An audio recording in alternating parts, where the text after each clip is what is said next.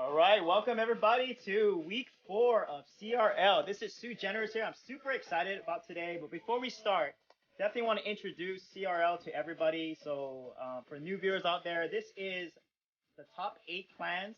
They're competing across 2 divisions in the league format. It's 5v5 best of 1 matches, 2 global card bans, and 2 unique cards per deck. So what's interesting this week and today is we're gonna have the cross division matchups where they're basically playing for points now. We know that Alpha is number 1 in the night bracket, and Nova is number 1 in their division, and they're gonna be facing each other to see who is gonna be seed 1 or seed 2. So you're gonna see a lot of cross division matchups. So we're super excited to see that.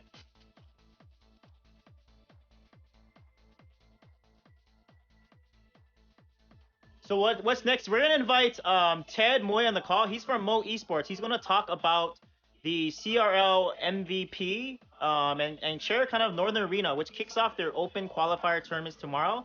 So give us a second here. We're gonna connect them real quick, and he's gonna talk about it, okay?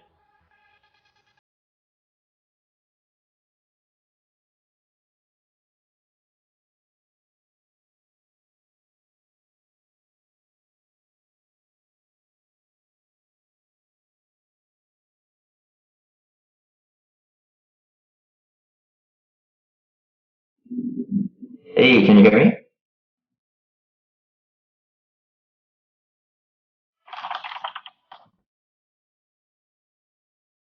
Hello, hello. Oh, Yes, crap. you're on stream. Welcome, Ted. Oh, hey, how's it going, guys?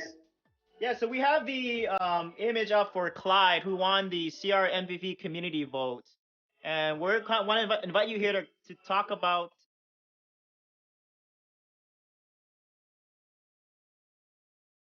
Hey, I think you were breaking up on me, so are you still there?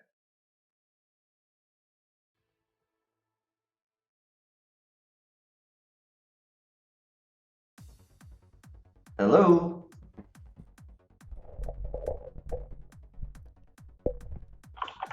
Yo, sorry, we can still hear you, Ted.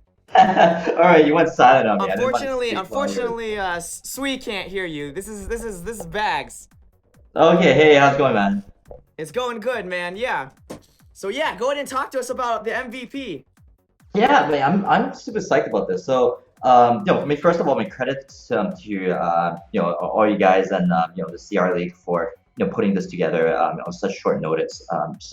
Obviously, I've been working really hard in trying to put together this live event in Toronto, and just talking to Swij and Kima and those guys, we came up with the idea of, hey, you know what? I mean, there's so many talented players participating in the CR League. Wouldn't it be cool if we can invite someone from there? I mean, if I had the budget, I would fly everyone to Toronto so you guys can compete. But I mean, this is the first time we're doing a live event, and we're hoping that this will be the biggest live event for Clash Royale in North America. So I mean, let's start with one, and then hopefully down the line, if this becomes a huge thing, we can invite more and more people over. But yeah, I mean, regarding the winner, I mean, I had no idea who was going to win coming in. All you guys that are on the stream playing each week are top players that I'm familiar with, and I'm definitely happy to see Clyde, who has been a great contributor to the community. I grabbed one of his Reddit articles to put on Moe Sport. I mean, he definitely knows his stuff, so I'm very happy to have him as one of the ambassadors. Oh yeah, and you can bet that we're hella excited to have Clyde freaking going there from the league here too. I like you said, I think it was absolutely insane. We had so many votes, and for so many different clans. So I mean, that's really exciting. And Clyde definitely knows his stuff. I'm sure he'll put up a really good fight. Oh, for sure. For those of you that did not win the vote and want to participate, so just a heads up that our first online qualifier will be tomorrow. So those are the other spots that will definitely be looking to open up for top players in the game to earn this special invitation to Toronto. So yeah, I mean, for those of you guys, because I know for a fact that the voting was very, very close. So it must sting with the others that didn't get a chance to come in and win the spot. But hey, I mean, earn your way. I mean, what better way to earn your ticket to the finals in Toronto than to actually beat thousands of other people in the qualifiers. So yeah, definitely tune into our stream tomorrow. Woody, of course, who's also in the CR League will be streaming that. So yeah, I mean, definitely try to get into the tournament, and I hope to see more of you guys in Toronto. Awesome, man, and thanks again for coming out. We really appreciate it. And I hope you have a great rest of your day. I think we're gonna go right over to the hot cold meter now and check out what's going on with these clans this week. I'm here with my boy Stickbug. What's up, everybody? How's everybody doing this morning, afternoon, depending on where you're living? We got the hot cold meter. Now we still have 2 teams that are undefeated. And guess what? They're playing each other today. So that's going to be a really good match. And we also, on the other hand, have the 2 teams that are at the bottom of the hot cold meter that are also playing today. So both teams are fighting to either keep that first place spot or move up from the last place spot or the second to last place spot. A lot of the teams in the middle have kind of stayed around the same. Hammer dropped down a little bit. I believe that Clout went up. Crucible dropped down to 3rd. Elite Gaming went up from where they were before. And Genesis, I think, dropped down a little bit. Yeah, I think the biggest upset was Crucible Wrath. They were doing so well, and then they just had that Nova had that amazing turnaround last week. Stick, it was absolutely insane. Nova was losing 0-2. They were in 0-2 going into the 3rd match of the series, and they came back and won it, and they were able to keep their undefeated spot because both Nova and Crucible were undefeated last week. And so I feel like there's a really big, sort of really huge pressure right now for both Alpha and Nova to keep their undefeated spot, to keep their bragging rights going into next week. I think there's really big pressure on who's this? Ash Wars clan? No, this Clash Wars clan and Genesis this week to really push out of cold. Genesis is one of the clans that has some really good players, and they haven't, sort of like Clash Wars, where they haven't really performed as well as they wanted to. So if either clan, whichever clan is going to really be able to put it away today, they're the ones that's going to be able to move out of that cold meter and start getting, putting themselves up in this league. Yeah, they can go, either team can go up a lot too if we see the first ever shutout. Like if we see the first ever 5-0 victory from one of these teams today, that'd be awesome in the tournament. I mean, it would see the last second to last and last place jump up from last, maybe to like 4. Exactly, I absolutely agree. I feel like a lot of the clans are really fighting for points this week. Points are extremely important this week, especially when coming off of such a big week last week. And if any of the clans in that regard can put a shutout, that would put them in such a good spot going into the next week. I mean, you want to see really good matches, but they could be really, really good matches just end at the last second. Somebody just gets a good push or a good counter, good control on the other player. That can change up the game, just like we saw in the last match of last week where Nova, they put it away, Exactly. And now let's queue up into the next match. Who do we got going? We've got Genesis versus Clash Wars. Uh-oh. Woo! This is going to be a good one. Yeah, look at the players that they brought. Clash Wars, man, they are not screwing around. They are trying to get some wins. They got Slayer, Patriots, Justin, Boom. Those are big hitters. And Genesis, they brought skills. They brought Giggs. Giggs was also, for those who don't know, he had a lot of votes to go for MVP. So one of the players to look out for. A lot of people are looking out for Giggs this league. This trophy average, though, oh my goodness. The trophy average is off the charts. Genesis they're one of the clans that they're known for always being up there, being top 10, being number 1 a lot of the times, actually. And yeah, the season is barely a few days in, and Genesis is already at 500. Swinging it, man, swinging it, showing it that they're like way ahead, and their average is off the charts. But now that makes it sort of hard going into tournaments though, because it's completely different decks. Oh yeah, and if you get stuck doing the ladder over and over again, you're not gonna remember. Oh, my zap won't kill a level 2 princess. Because you might have that maxed out zap and it won't kill that princess, or you might do something. You're like, oh, the goblins won't die to the zap. Exactly. Like, this won't do what I needed to do, like I'm used to on ladder. You're used to that extra fireball damage or that extra poison damage to take out that tower or take care of that elixir pump that's not the same level your poison would be or whatnot. But when you go to tournament standards, it completely changes. Exactly, and Clash Royale tries really hard to keep it even, but there's certain things that just don't scale. And I feel like people who play at the top, that hurts them. So they can't just be playing ladder. These people from Genesis, from Clash Wars, they're playing in tournaments every week. They're practicing every week. And they really have to be doing that because it's not the same. I think we're about to jump into our first match here, so let's cue that up. And see who's versing each other. I'm excited to see who's taking the first 2 slots. Still waiting on that one. Don't think the match has started just yet. But we'll get going in just a minute, though. I wonder who it's going to be. Like, honestly, but all these matchups should be really good matches. Oh, for sure. Oh, and I'm getting some confirmation of the chat. People are already calling people out. They're like, Slayer better not be using Royal Giant again. We had that one match a few weeks ago where Slayer and someone else were both using that Royal Giant. That's crazy. Oh, and Slayer says, use Royal Giant, Slayer. Chat is, oh my gosh, chat. I feel like we need some Royal Giant hype in the chat. Royal Giant, one of those cards that not really seen as in tournament plays much. Giant is just such a stronger card. But I believe Giant is one of the bans going into this first match. So it'll sort of be one of those things where if they do use it, it's because they had to. Yeah. I mean, the thing with the Royal Giant is not... Obviously, it's not as tanky as a regular Giant. You know what I mean? It dies quicker. And it also doesn't do enough damage, I think, to compete at tournament level. And it doesn't have enough health, in my opinion. So we got the first match going in here. Gigs versus Pink. This match should be pretty good. Oh, Expo Still already waiting off the for bat. it to get queued up live. Go ahead and give him a play-by-play stick while we pull Alright, it so up. we got the Expo down, taking out that Inferno Tower.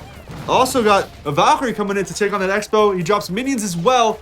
The Expo is going to go down here, and the minions are going to get to the tower. He just distracted with the guards. The guards are now distracting the minions. Alrighty, nobody's dropping anything out there, so they're sitting on Elixir. Right now, we've only seen 5 cards from both teams. We don't know what Giggs is running. Is he running the, what kind of deck he's running? All I've seen is the Valkyrie and minions. I know you guys can't see it. We're going to get it handled. I'm just talking to you play-by-play until it can get handled. Figured all that technical difficulties, guys. Drops a log to take on a princess right here on the right side tower.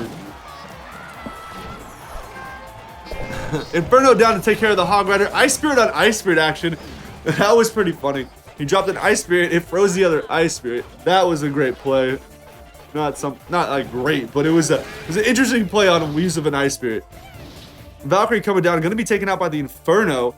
Now it's just going to reset here. Right now I got Giggs is running a Hog Rider deck. With the Valkyrie, he might be running a Trifecta in there. And we got Patriots running that Expo deck. Interesting, we've seen more and more Expo as the days go on.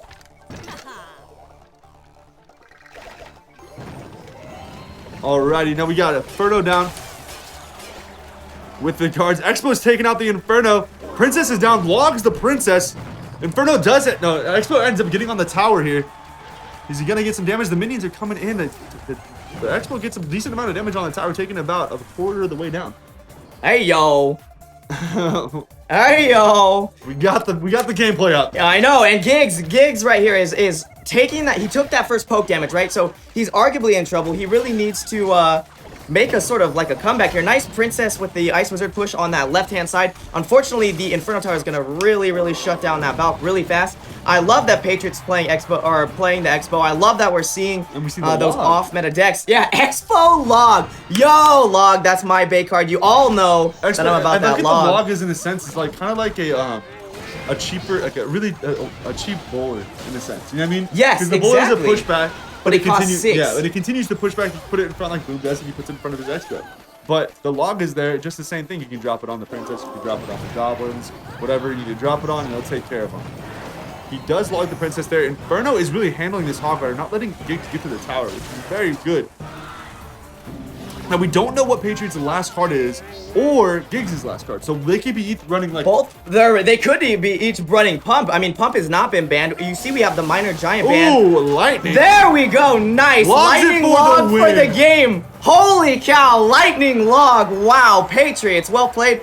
He saw the push coming in the right side. He knew it was his chance to just put it away, and that's what he did. And that's first game to Clash Wars against arguably one of the best players on Genesis. Wow. That's insane. Extremely great match there. And what was Clash Wars running? Expo! Like we're talking about, stick with what they understand. They understand those off-meta decks that are not used in normally, so they know how to defend those things because people don't use them. Yeah, and in fact, it's one of those things like in this league, we have seen time after time, again and again, that the off-meta decks are where it's at. People who can really play something that other people aren't used to playing in ladder, not used to playing in tournaments, and play it well, they're the ones winning matches. Hashtag respect the log. You know it. We got that hashtag respect the log. I need to get that in here. Log putting in work. This is going to be really interesting. I really want to see how this goes. I want it to be a really good competitive. I want all the things to go competitive. It doesn't really matter who. Like, I mean, it matters who wins, but I'd rather have it win by just barely winning it than blowouts.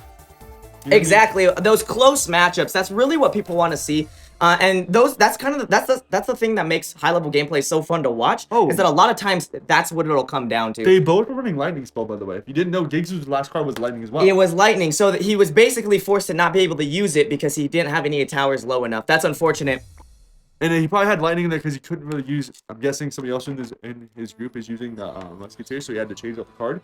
Yeah, you know what was really weird is no one was playing the pump. We've signed last week. Pump was probably one of the hottest cards, played over and over and over, and a lot of people who playing Pump were winning. So especially since the miners ban, like you think that the Pump would be coming in there. I mean, Poisoned, yes, is very common to take out Pumps. Fireball, very common to take out Pumps, but you still get at least one or two kicks off of it. You know what I mean? And in fact, yeah, when you have no good counter, like Poison would be the second strong choice. But yeah. Let's queue up into this next match. We got Jay versus Hills. It's interesting. I wonder if they're just gonna. I wonder if Clash Wars are gonna come in with all Expo decks. All Expos today? I would love to see that. You know what I would love to see There's Clan do? All Sparkies. Hog on the left-hand side. Pump on the right. Way to punish him. We talked about that last week. Punishing someone when they play that This pump. is like one of the. I think this is the first Lumberjack we've seen. I believe this is the first or second. No, I think this is the first Lumberjack we've seen. This is the first. Unfortunately, he doesn't get value out of the rage spell, which is something you kind of really want. Well, he dropped the Lumberjack there to take out the Hog Rider. He was kind of like forced. So he already got the counter, thankfully. And he's got a Princess coming in on that right-hand side. That's going to get great poke damage. He's up the pump. Heals is really in a tough spot right now. Nice counter with the guards. Guards putting in work on both sides. He ended up getting his pump down, though. So they both have pumps now, but the problem is Jay has 2 pumps now. Yeah, the problem is Jay is leading in Elixir and trade value, so I mean, Heals is really, he's just playing a classic Hog cycle. He's gonna have to figure out how he's gonna get that to tower. Lumberjack Royal Giant. Wow. Very interesting, especially because Royal Giant isn't something you really see in tournament play. We talked about that earlier. I mean, how will it perform here with the Lumberjack to back it up? Look at it could get good damage. Great counter. Ice Spirit, Mini P.E.K.K.A. It just complete counters it. Destroys. Even in just an Ice Wiz by itself, like I'm will slow at least. Well, with Ice Wiz against a level 2 Ice against level 13 Royal Giant, it still didn't get that much tower damage on my tower. Just because the slow on it. Tyler just neglects it. You know what I mean? It doesn't exactly. It doesn't and you know what? Anything. You know what? Jay basically wasted his advantage, right? He had a great advantage. He made great counters in the beginning, and he hasn't been able to play the right push cards to put the damage in. Hills keeps slipping in that Hog, right? He keeps getting that poke damage. And last week we saw that can win. That like puts away games. When you have that poke damage time after time after time, you know, you're not worried when you get to late game. It's just like a miner deck. It just gets that chip, and then it's over. Hog already got another hit off there. Jay is just playing a little bit slow, Lumberjack is where he wanted his stuff sped up. He got the Lumberjack in the front. That's where he wanted the Lumberjack. So let's see if he can get this Royal Giant getting a couple shots off. Gets the rage on the Royal Giant, and it gets 4-5 shots off. Nice. Woo! Log shut down those guards. There we go. You definitely want guards to get lured, to get pulled away. They may be weak, but if there's nothing to stop them, they can be a real threat. He doesn't get that poison on the tower. That's going to be huge. Yeah, he just lost out on a lot of damage there, about 320-something damage there. And the Lumberjack is in the front again. He just getting the that damage rage though from that Rage Royal Giant. Oh my goodness. Wow. Heels is looking in trouble here now. He looked like he was going in ahead, and now he's He hasn't been able to get his counters. He keeps, you notice why? Heels keeps wasting his Mini P.E.K.K.A. He keeps throwing down the Mini P.E.K.K.A. too early. Wow, Giant right into the rage. Royal Giant right into the rage. Nice. Oh, onto the Elixir Pump. Nice. And he's forced to pump in defense. You never want to do that. And now he doesn't have any counter for the Princess on the right-hand side. Hills, man. Hills is really bleeding right now. He finally got the Mini P.E.K.K.A. where he needed. Oh, this is going to hurt. It. Lumberjack with guard from the tower is going to be And deadly. Log. Don't forget that Log is going to do 100 damage at tournament level. That tower is now poisonable. Unfortunately, I don't know what Jay's last card is. Is he playing the Lightning? Royal Is Giant Lightning again. He the drops a MVP pump. this week? He zaps it. It's a zap, and I think that is gonna be tower unless the... Oh, okay, there we go. He had the Mini P.E.K.K.A on rotation. But it doesn't matter. Zap Mini P.E.K.K.A. Wow, Zap Log Mini P.E.K.K.A. for the to win. shut down that, and then Log for the win. Yo, Again. Log 2 high. times in a row. Log the takes win. the game twice. If you're not running Log, what are you doing? What are you doing? Oh, respect the log. Respect the Log. Dang, that... Okay, so that puts us at tie. We're now 1-1. We're going into the third match, and both teams looking to get ahead here. That's crazy. What are they gonna do? So far, all matches in the tournament, log wins. Log won. Log has won every match in the tournament so far. It's absolutely overpowered. I've had the log in my shop like every week, like at least 2 And you weeks haven't now. bought it? And I didn't buy it, and I just bought it the other day. I bet you people But- watching the league are thinking the same thing. I'm like, I just bought it the other day, and I was like, do I want to get to level 2? I'm just gonna get to level 1, try it out, see if I like it, and then I'll get it to level 2 when Well, I can. love how Jay's deck was Royal Giant. We Yeah. talked like, are we gonna see it today? I mean, Giant's But that's, I banned, guess it's a that makes it different useful thing. with dropping the rage on the Royal Giant, makes it to be able to competitive in the tournament format. If you can get that rage on there with the Lumberjack, you get the competitive aspect of the Royal Giant because it's just it doesn't do enough damage at its normal speed for tournament standards. Yeah, and I thought it was a great play when he dropped the Lumberjack, he let it die, and then placed because he didn't have the elixir to go straight into Lumberjack Royal Giant, but he let it die and then dropped the Royal Giant right into the rage. Yeah. It was a great way to get value out of the Forcing- Lumberjack when he didn't have the elixir Forcing in heals the to have same. to go to the defensive elixir pump. Oh man, that was basically the turning point when heals could no longer that's defend. interesting that he was running a hog deck without a defensive build in it. That's another interesting thing. He didn't run he wasn't running an Inferno. He wasn't running. Yeah, it was really Cannon. weird. It was sort of a variation on Justin's deck. Justin plays that exact same deck, but with Inferno Tower, and I feel like if he would have had the Inferno, it would have been better. Here we go. Skills versus Slayer. What's See how gonna go this down? goes. I'm really curious to see what Slayer's gonna be playing. On top of that, what Skills is gonna be playing too, because Skills should know what Slayer is good at. That's true. These are both players. They're not like, it's not like they're seeing each other for the first time. That everyone like in this league pretty much knows around what's going down, you know? So do you play against that? Do you play a completely new deck? Do you play your normal game? Like, it's so many mind games and so many different choices you have to make in this league. It's absolutely insane. Ooh, The bowler! Woo! Slayer coming in with the bowler. Get some bowler hype in chat, guys. Bowler hype Oh my in chat. goodness. And it looks like he's Dude. gonna get the value he wants out of it. Bowler Ooh, Hog Hog Rider incoming on the bowler. left-hand side. Interesting. Bowler pushes away the Mini P.E.K.K.A. and it targets it, so Log is gonna get 3, maybe even 5. Oh my goodness. 4 Oh my hits off on goodness. tower. But now That's he's crazy. He should be able to counter this Mini P.E.K.K.A pretty easily. Yeah, all he's got to do is shut down Musketeer. this push. What a great play there. In fact, I would argue that he didn't even need to waste those goblins.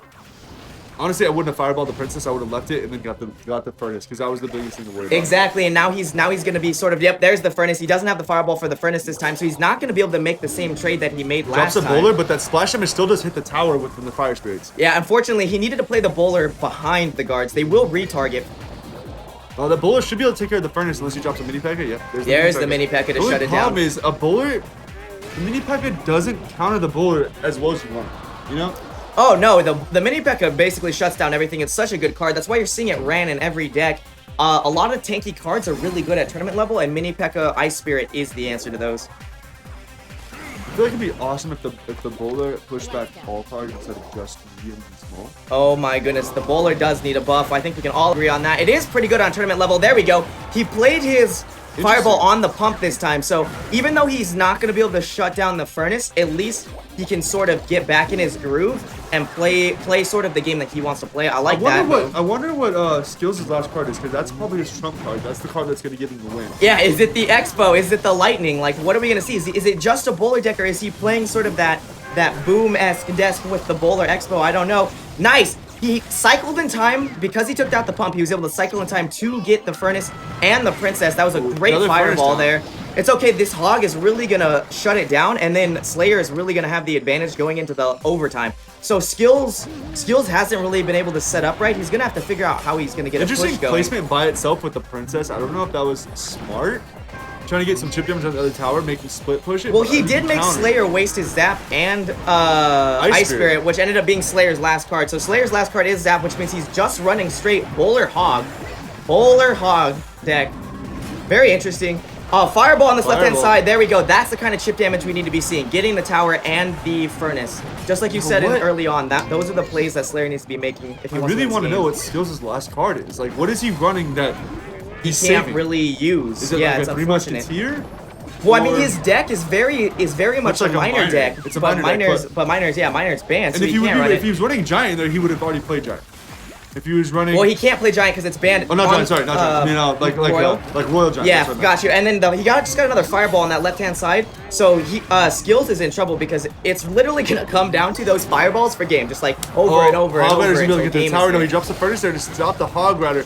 Princess is just doing chip damage, but the problem is...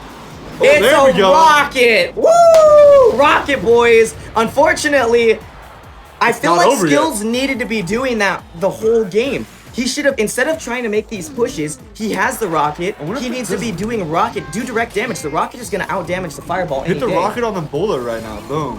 With the bowler and the... And the bowler tower, and the exactly. like, he could have got a lot of value out of that. That's the thing that's Strong killing him push right now, from is- Slayer on this right-hand side, and that Fireball is going to put it away. You know what? Skills held onto that rocket way too long. One thing that I want to talk about that really separates great players from the best players is multiple win conditions with a deck that you would not expect multiple win conditions. Yeah. So a lot of times you'll see people like, we'll go back to Justin's decks, and someone was playing a variation of that earlier. Justin plays something sort of like Hog, Inferno Tower, and then he'll play like Rocket or Lightning or something crazy, right? Or even Fireball Poison. And what'll happen is he'll never be able to get Hog the tower.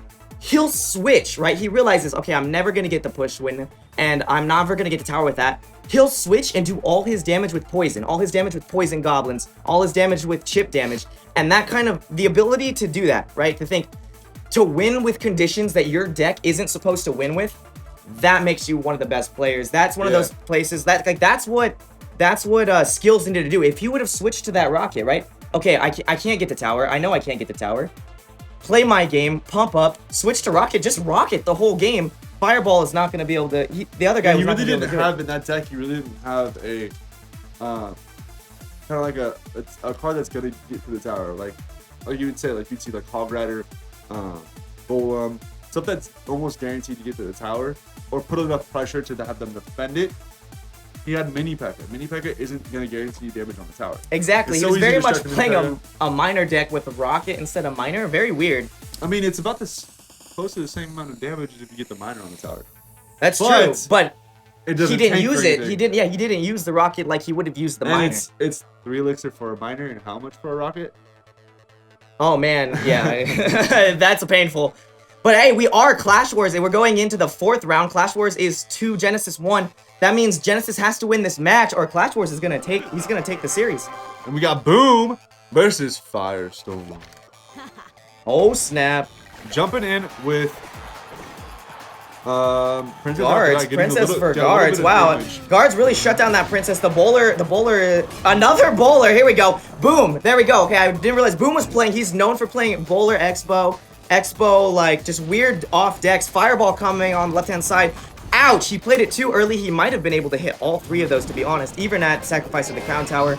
Mini P.E.K.K.A. is going to be a great counter to that bowler, and he's not going to get the value he wanted to. At least it took out the guards. Mini P.E.K.K.A. Hog Rider though, he's like, oh, I wish I would have the Mini P.E.K.K.A. now. But does he have anything else to make up his Hog Rider?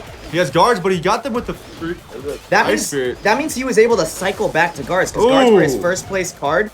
So Boom's deck, pretty low cost as far as cycling goes. I'm waiting to see what those last 2 cards are. I'm betting one of them is Expo. Unfortunately for him, Firestorm, man, he really got that Hog to tower and just went to town. Ridiculous that damage he got. Because the way that Boom should have let the tower take the Ice Spirit and then drop the fire. Yeah, And he then drop the played guards. too early, and that really hurt him. And now he's making the sort of the same mistake that Firestorm made in the beginning, dropping a random princess for some poke damage. And now Hog is coming in guarded by unguarded. guards. Hey, there you go. That Ice Spirit's gonna stop the Mini P.E.K.K.A., and that's a tower.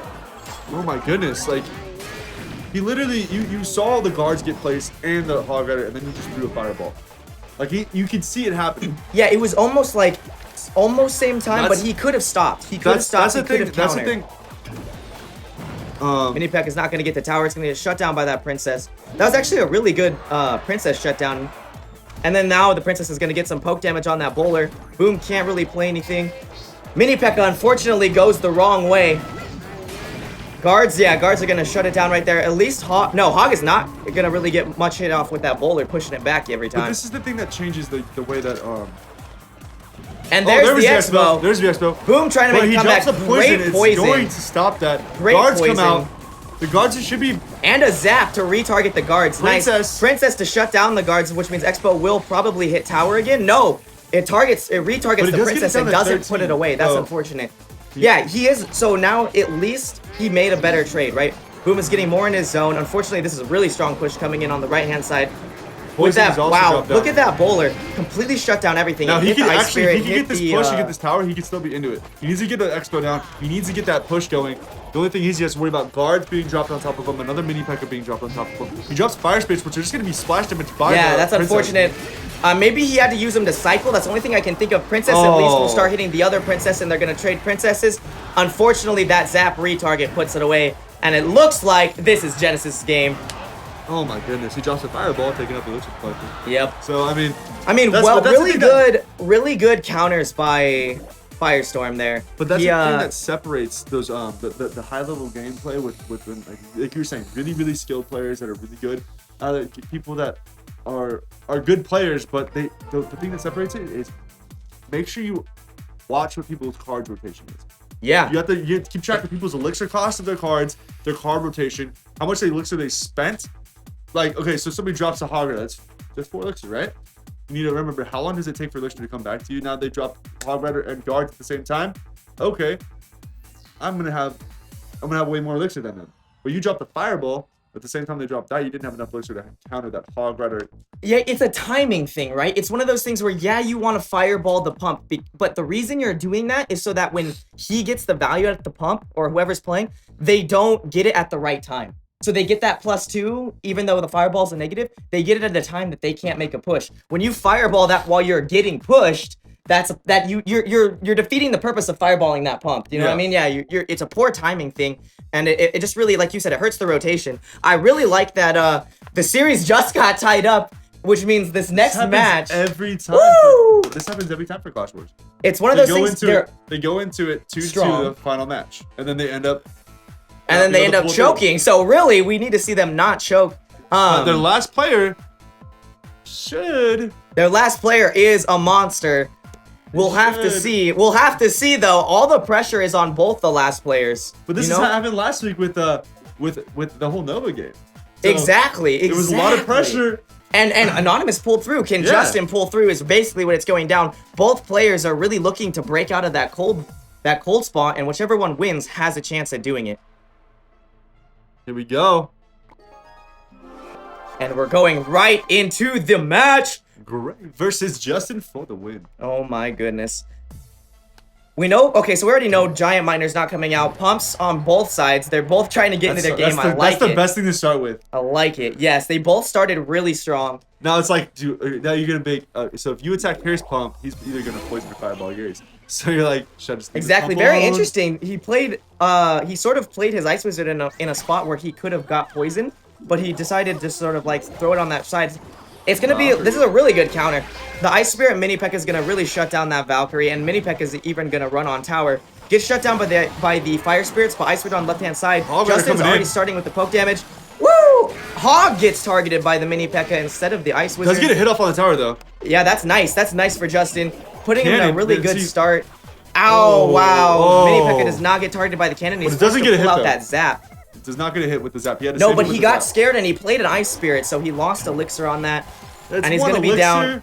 Yeah, but now he's down 2. So he's sort of down 2 elixir because he had to waste the zap and then the Ice Spirit. He's down 2 elixir. Both have 2 pumps. So I mean, it's still. We've already seen Justin's win condition, which is his Hog Rider, right? Yeah. So keep that in mind. Keep that in mind. His win condition is his Hog Rider. Justin is one of the players, one of those few players that is really good at winning without his win condition. So unfortunately, he keeps that Mini P.E.K.K.A keeps getting the tower. Ow, gets a hit off. Goblin Barrel, nice! Wow, look at that. Goblin Barrel got so much damage. We had a really big push coming in with the Yeah, and the Mini mini P.E.K.K.A is really gonna shut everything down. Unfortunately, it retargeted, so the zap made the mini P.E.K.K.A retarget the troops instead of the Inferno and completely shut down that push. Great zap by Gray. And the tower was on the mini P.E.K.K.A, which is what you didn't want. You wanted the tower to be on the hog rider. Yeah, unfortunately, Justin I don't know if he played his troops a little bit off, but Poison he hasn't comes in. seemed to be able to get this. So now we're seeing all of Justin's cards, and the same with Gray. And Gray is that Inferno, which is gonna pretty much shut down a hog rider unless he can cycle around a bit to get around that hog rider. Well, I'm really liking Gray's deck. He's got the Inferno, he's got the mini P.E.K.K.A Valk. I mean, he's really set up to defend anything and keep lobbing that barrel. Justin now has to really hold on to his zap. Mini P.E.K.K.A though, get to the tower. Is he gonna be able to get to the tower? It does get to the tower. Gets one hit. Two. No, one hit. Shut down by the zap. Hit in there, I know, that was really weird. The animation finished, but he didn't get any damage. That's super unfortunate. I call hacks. Yeah, at least Justin is up that damage now. Hog, here we go. I love that poison. Did you see that poison? Yes. He knew the Inferno was coming out and he preemptively placed it, so Inferno took the full brunt of that poison. Hog gets the tower, gets 2 hits off, and that's a poison away from a tower. That's a poison away. With 10 seconds left, Gray has to make a push. That's unfortunate. Gray's deck is a very not make a push deck. It's a very counter deck. Well, it's kind of like the other person on his team that was running the what was it? The Rocket instead of Miner, yeah. Rocket mini P.E.K.K.A. Who is that? That was wow. Justin takes it, and that means Clash Wars is gonna take the series. Taking OW. Woo! What? Their first W of the season, perhaps? Oh my goodness! Can we get some hype? Give some love to both clans. Give some Clash Wars love, some Genesis love. That was a great game. In fact, I feel like it was. It was skills. Justin didn't have the better deck. I feel like the guys from Genesis really could have won that match. He sort of got flustered and he let that mini P.E.K.K.A get to tower. He's using a Goblin Barrel in place of a Miner. But he was working. You saw him get the damage in the beginning. Like, it was really he knew what he was doing. He was playing it high. I think the thing that he didn't have a zap bait.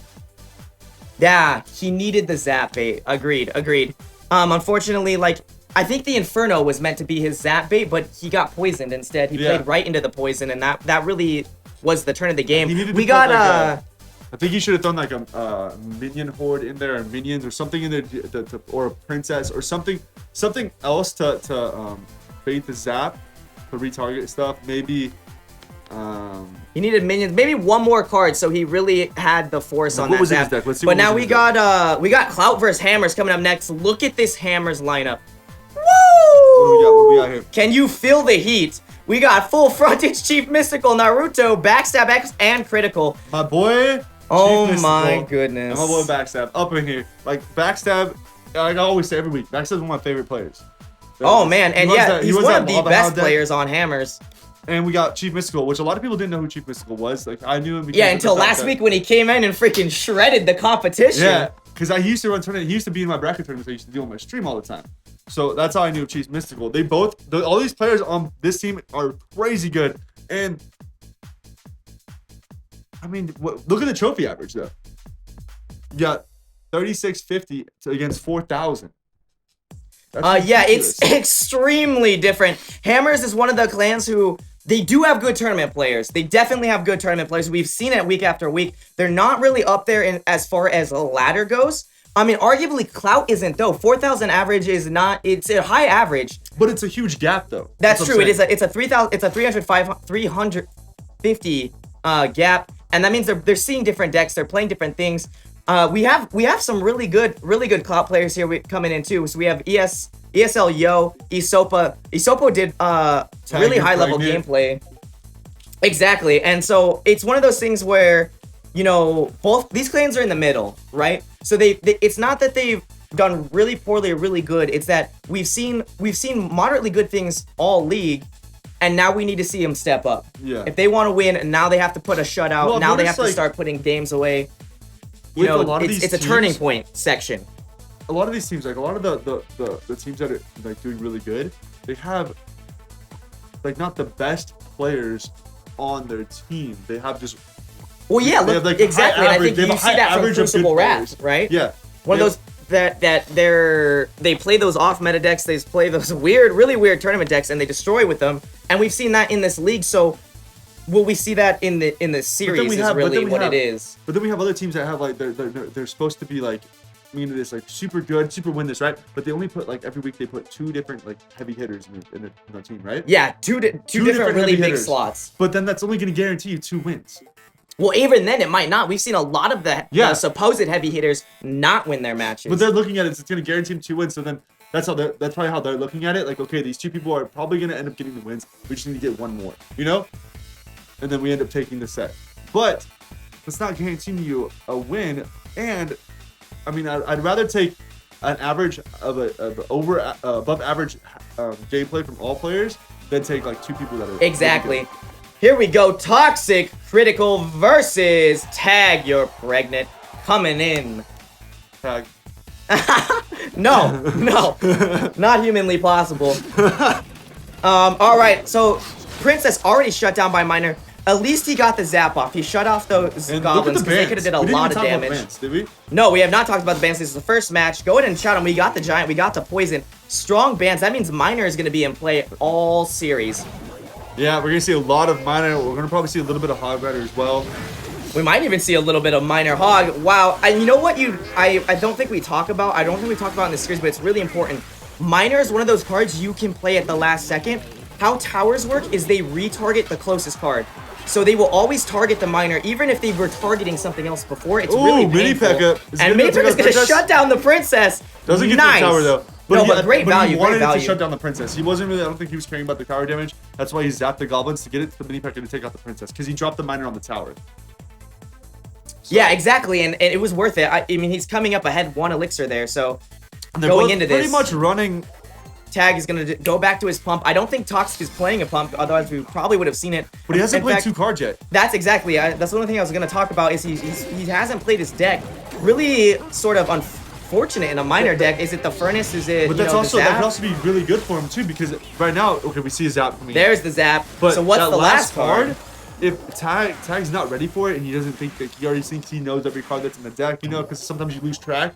He might think that he knows all the 8 cards, and then all of a sudden he throws like something big on him. Like maybe it's Log Bowler? Maybe we'll see something crazy. Or even what a Prince, or you know what I mean, something different that he wasn't. That would be cool. I would love to see a Prince. Actually, we saw Prince do really good work last series. Here we go, Princess versus the Ice Wizard on that right hand side. He got the zap on everything. Great zap. Or it could be another lightning. It could be another lightning. I would not put it past. I just feel like it's really weird in a Mini P.E.K.K.A. could get the tower here. Does it? No, it's gonna get shut down. Down. But it did take that Ice Spirit. Tag You're Pregnant just lost his advantage. That's unfortunate.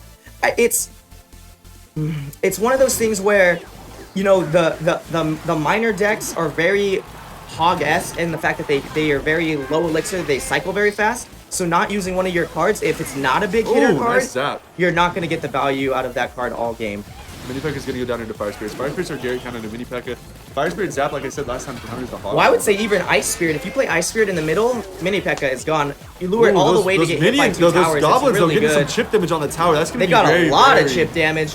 Here we go. Miner to shut down the pump in the back. That way Toxic can stay in this game. Mini P.E.K.K.A. Mini P.E.K.K.A. Princess coming down the right hand side. Princess is going to shut down the Fire Spirits. Thankfully, he had the goblins as well. 2 princesses Two down. princesses and an Ice Spirit. That's gonna a lot of damage. That's gonna be game. Yeah, that's a tower. You see the zap it, that's game. No! There we go. Okay, yes. I thought the Miner was gonna take it. Unfortunately, it got that the last retarget. card of Toxic, right? Yeah, go find that out. Let's go find out what that was. Let's see what we got. We have the Inferno. Also, I have a He didn't play the Inferno. Did he play the match? Okay, so we had Fire Spirits. So Toxic had the Inferno. We had Goblins, Zap, Fire Spirits, Mini P.E.K.K.A., Ice Wizard, Princess, Miner, and Inferno. That was from Toxic.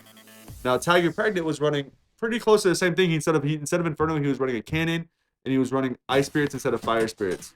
Yeah, I feel like the Inferno should have been played. If you're not playing your last card and you're losing, what you need to do is change your rotation. We talked about that. You got to change, the way you're playing your cards. But the problem with an Inferno going up against another Miner deck, Inferno's a 4 elixir cost, the Miner's a 3. So you're gonna always be that 1 elixir behind if you're trying to counter it with an Inferno. Or Agreed. But your opponent hasn't seen it, right? So it's like he's not playing it all game. Then it's suddenly there. It's like, well, okay, well now I have to readjust my strategy. It's just a good way to throw someone off, especially when you're when you're down. He was down most of the game, and he really needed to have something to come back. Also, I've got a graphic of the most picked cards from week 3 Okay. that have huge win rates. Before we say something, what do you guys think the most used comment? Oh, it's already up on the screen. Okay. So most used comment is the Zap. I wanted people to guess it. That would have been funny. People would have said, I'm pretty sure people would have said comment for the comment would have been Zap. We got the Mini P.E.K.K.A at 70%. The Epic is the Poison at 55. And the Legendary is none other than the Princess, which we definitely expect when Minor is banned most of the time. I almost would have felt like it would have been Ice Wizard, but I've noticed that people are getting a lot of good damage out of the Princess, You know what it would be, especially though, if it against wasn't those being- Infernos. Like you were saying, if the Minor wasn't banned all the time, it would be the Minor for sure. Oh, It would be definitely. number 1. Princess is great. Is one of the. It's not that it's like such an overpowered card. It's just that it's annoying to deal with. Exactly. And you know what? We also have a $10 iTunes gift card sponsored by your boys at Mob Crush. I think we're going to paste that in the chat right now so you guys can jump in there, get some free money. Oh my god, you get free money just for watching? Do you think that the Zap needs to be Nerfed. nerfed? Yes. Do you think so? Do you think the stun should be nerfed on, and not the damage, but the stun? I almost feel like that's the appropriate nerf. They went from no stun to a 1-stack. It went from no stun to an extremely strong stun. If they just cut it back, it would be less used. I think the log would be more used, and log is supposed to be a legendary, right? Oh, I felt like we yeah. should see that more often. We're into the next match here. I don't know how to say the bottom name. So I'm not gonna. All right, well, we got Clout versus Hammers. We'll just go Naruto versus Clout. Minion Horde. Ooh, that's the first Minion Horde we've seen all day. Yeah, in fact, no one's really playing it at all, even ladder or tournaments, because it gets shut down so hard by Fire Spirits, by Ice Spirits, like things Now, that are prevalent now. So it's really cool to see I'm gonna that. say this. I'm pretty sure I know what he's gonna be running with this Lava Hound. He's gonna be running the minor Lava Hound push. The minor Lava Hound push, I would not put it past him. It's a strong push. I feel like the Lava Hound minions, they're going to get so much damage on that tower because Clout already There we wasted their minion horde. Look So at those, look at that. Pups getting those Free damage. da- Just Woo! just like 2 or 3 lava pups on that tower got down how much? That's ridiculous. 1,000 damage. It's absolutely insane. It was unfortunate. Clout he should have kept that. I feel like if you're gonna run minion horde, that's a trump card. Yeah, I don't know if I would have dropped it. Maybe that's all he had in his hand. He might not have the guards at the time, or he might not have anything else. So he Fair. had to drop the. He didn't. I think he should have.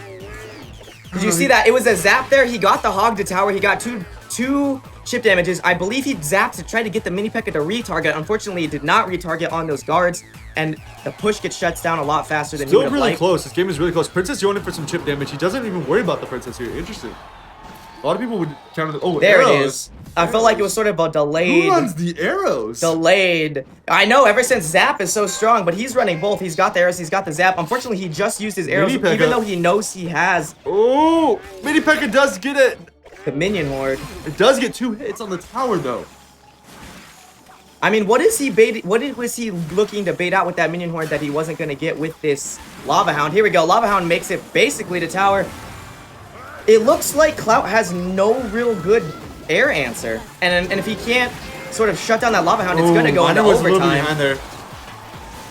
Thankfully, he's getting that hog damage push, that super strong push. Mini P.E.K.K.A, oh my goodness. Mini P.E.K.K.A on that left-hand side almost made it to tower. Yeah, but look at the tower for Naruto. 4 health. Yeah, no, that tower is gone. It is, Naruto's really I wouldn't looking even counter to... that Mini P.E.K.K.A. I would have left that Mini P.E.K.K.A alone. Oh, he's tried to hide his mini P.E.K.K.A under the he minion knew it horde. was coming. Unfortunately, great counter. Princess Zap shuts that down real fast and guards to save the day.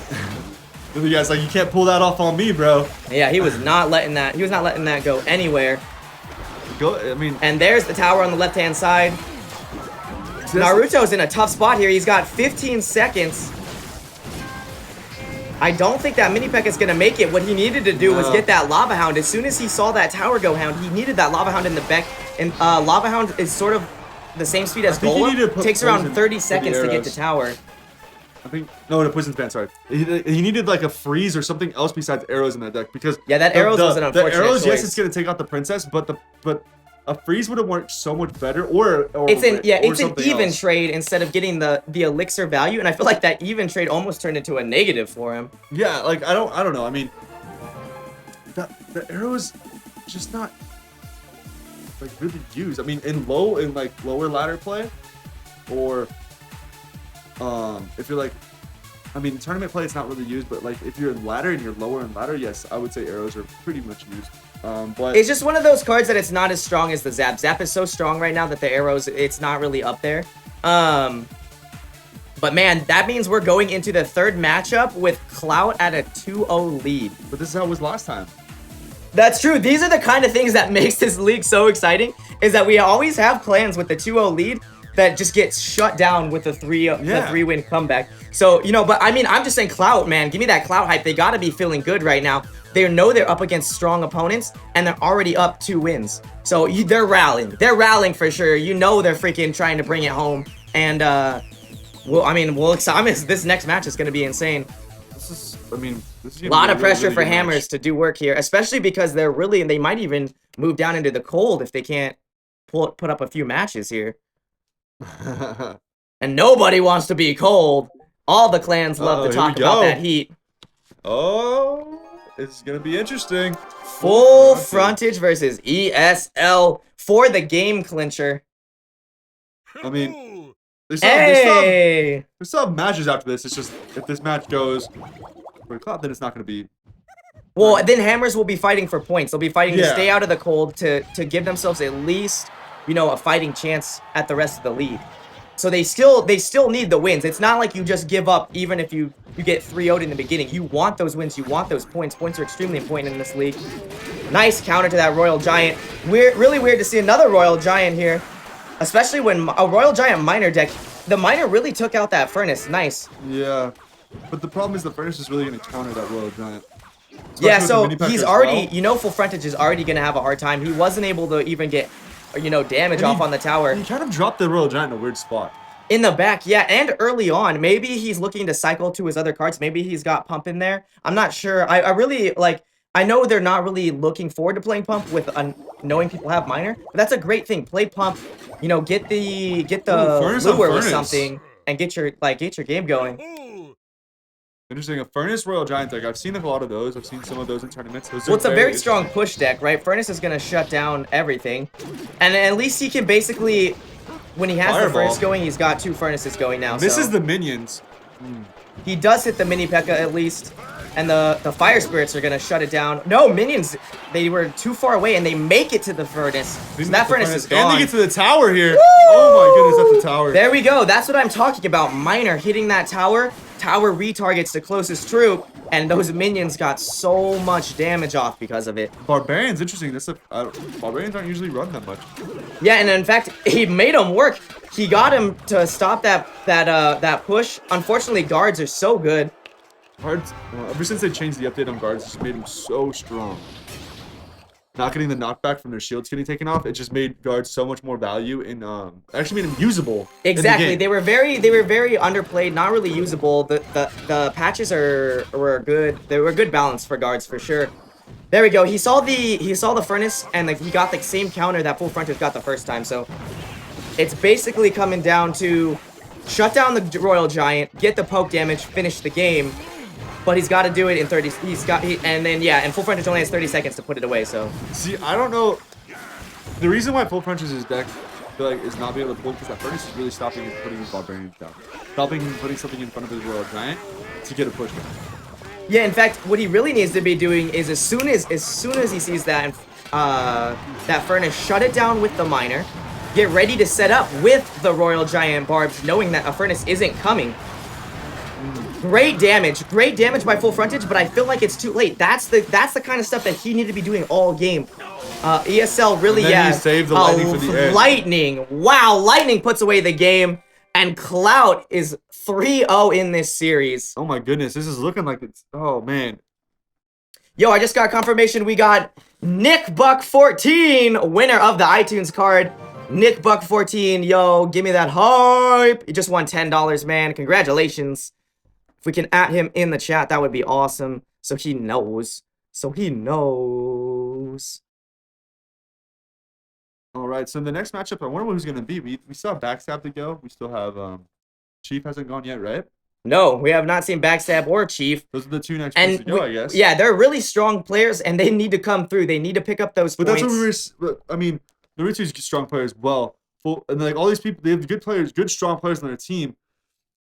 But I mean, I just don't know. I mean, Backstab. I mean, they might end up pulling the win for this team. Chief might pull the win for the team, giving them points to keep them out of the cold zone. That would be awesome. Well, let's just talk about this. Clout might be the first clan to put a shutout. They are 3-0. Oh, last time we talked about I want to see it. Last time we What talked clown about is this, gonna what clan is gonna put the shutout this week? Clout is gunning for it, guys. You know it. They got a 3-0, they're rallying, they're like, we're gonna put this away. And they've got 2 strong opponents to do it against. So if they can do it, not only is that gonna put them in such a good position points-wise, but that is gonna be so freaking hype. Can we get that shutout? I mean, I'm waiting for the chat to just start spamming shutout. Oh, here we go. And we're going right into the next match. Chief up in this house. All right, so Chief Mystical starting it off versus Isopa. Interesting, so he goes straight for the Hog Miner push on the left-hand side. Get some damage with this Hog Rider. Ooh, gets an extra hit. No. Yes, yeah, he does. he does. He does get the extra hit, and that is a great way to start the game.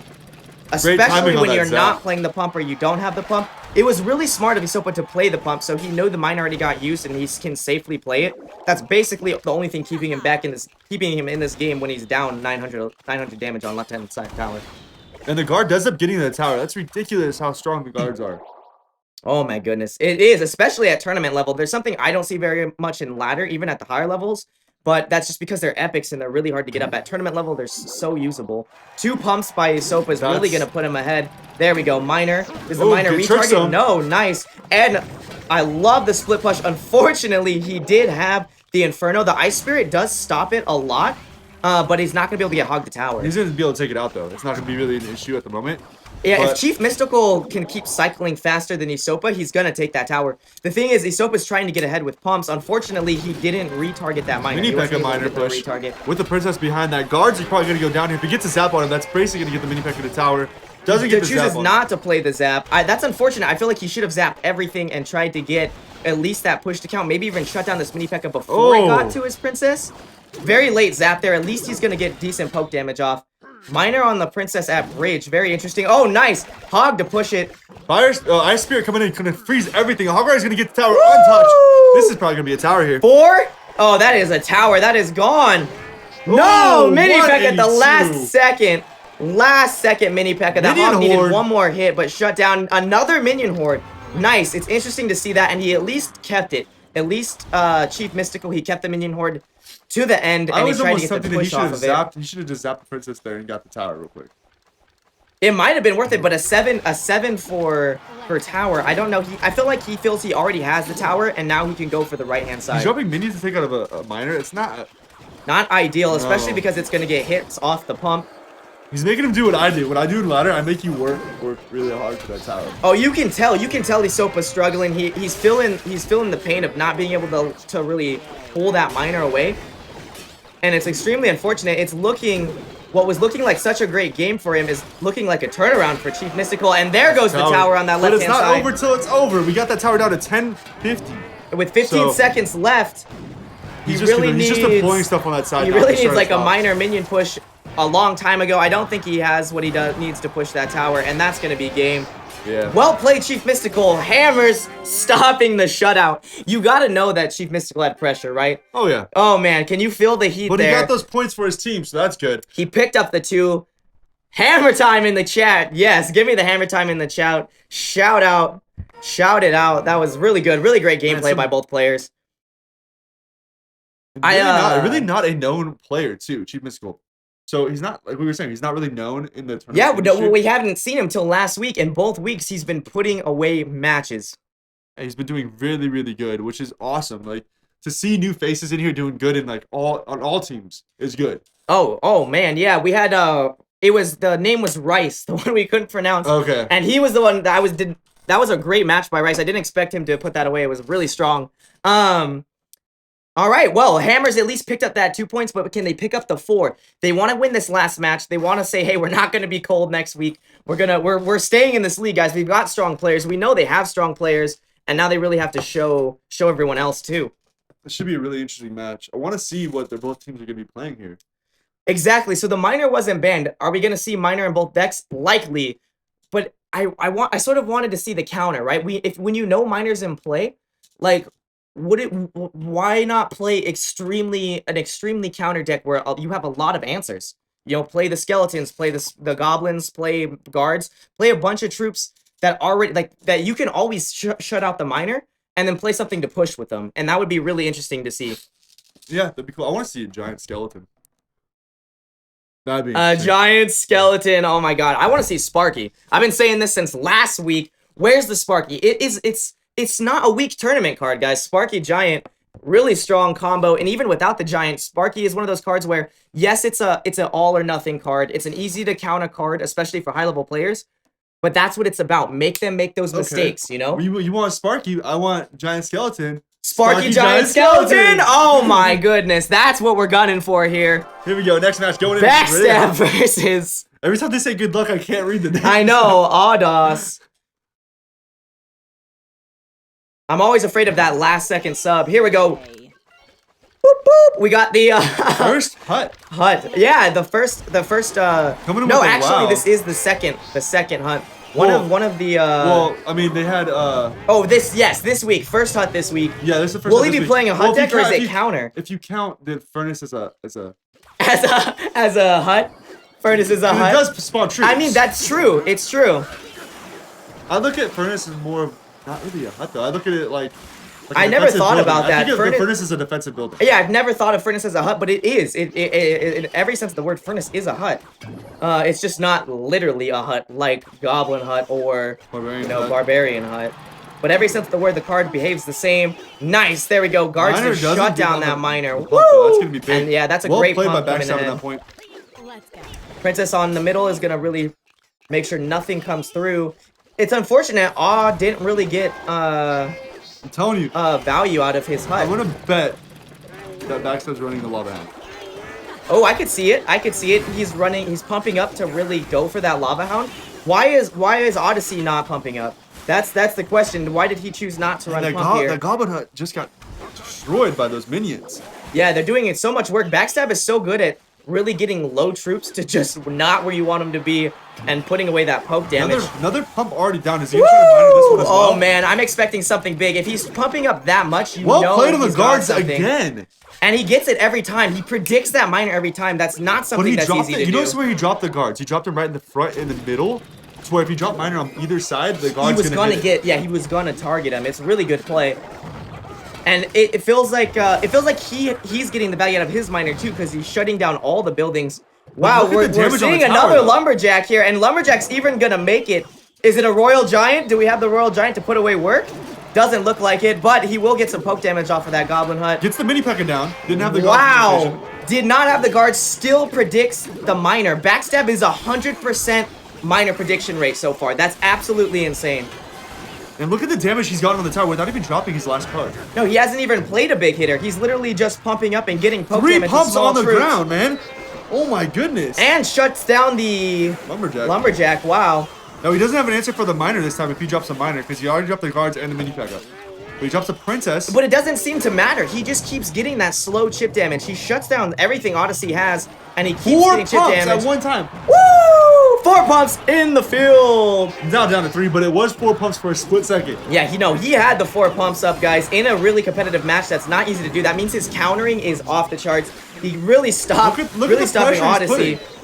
Well, he's got all those pumps. Now he's in overtime. It's time to take advantage of him. Start playing that. Get the poke damage. It's literally gonna come down to him getting the poke damage. I think now it might be lightning. Again. Can you imagine if that last card is lightning and he's just looking to put this counter push though is really brutal with all these huts down.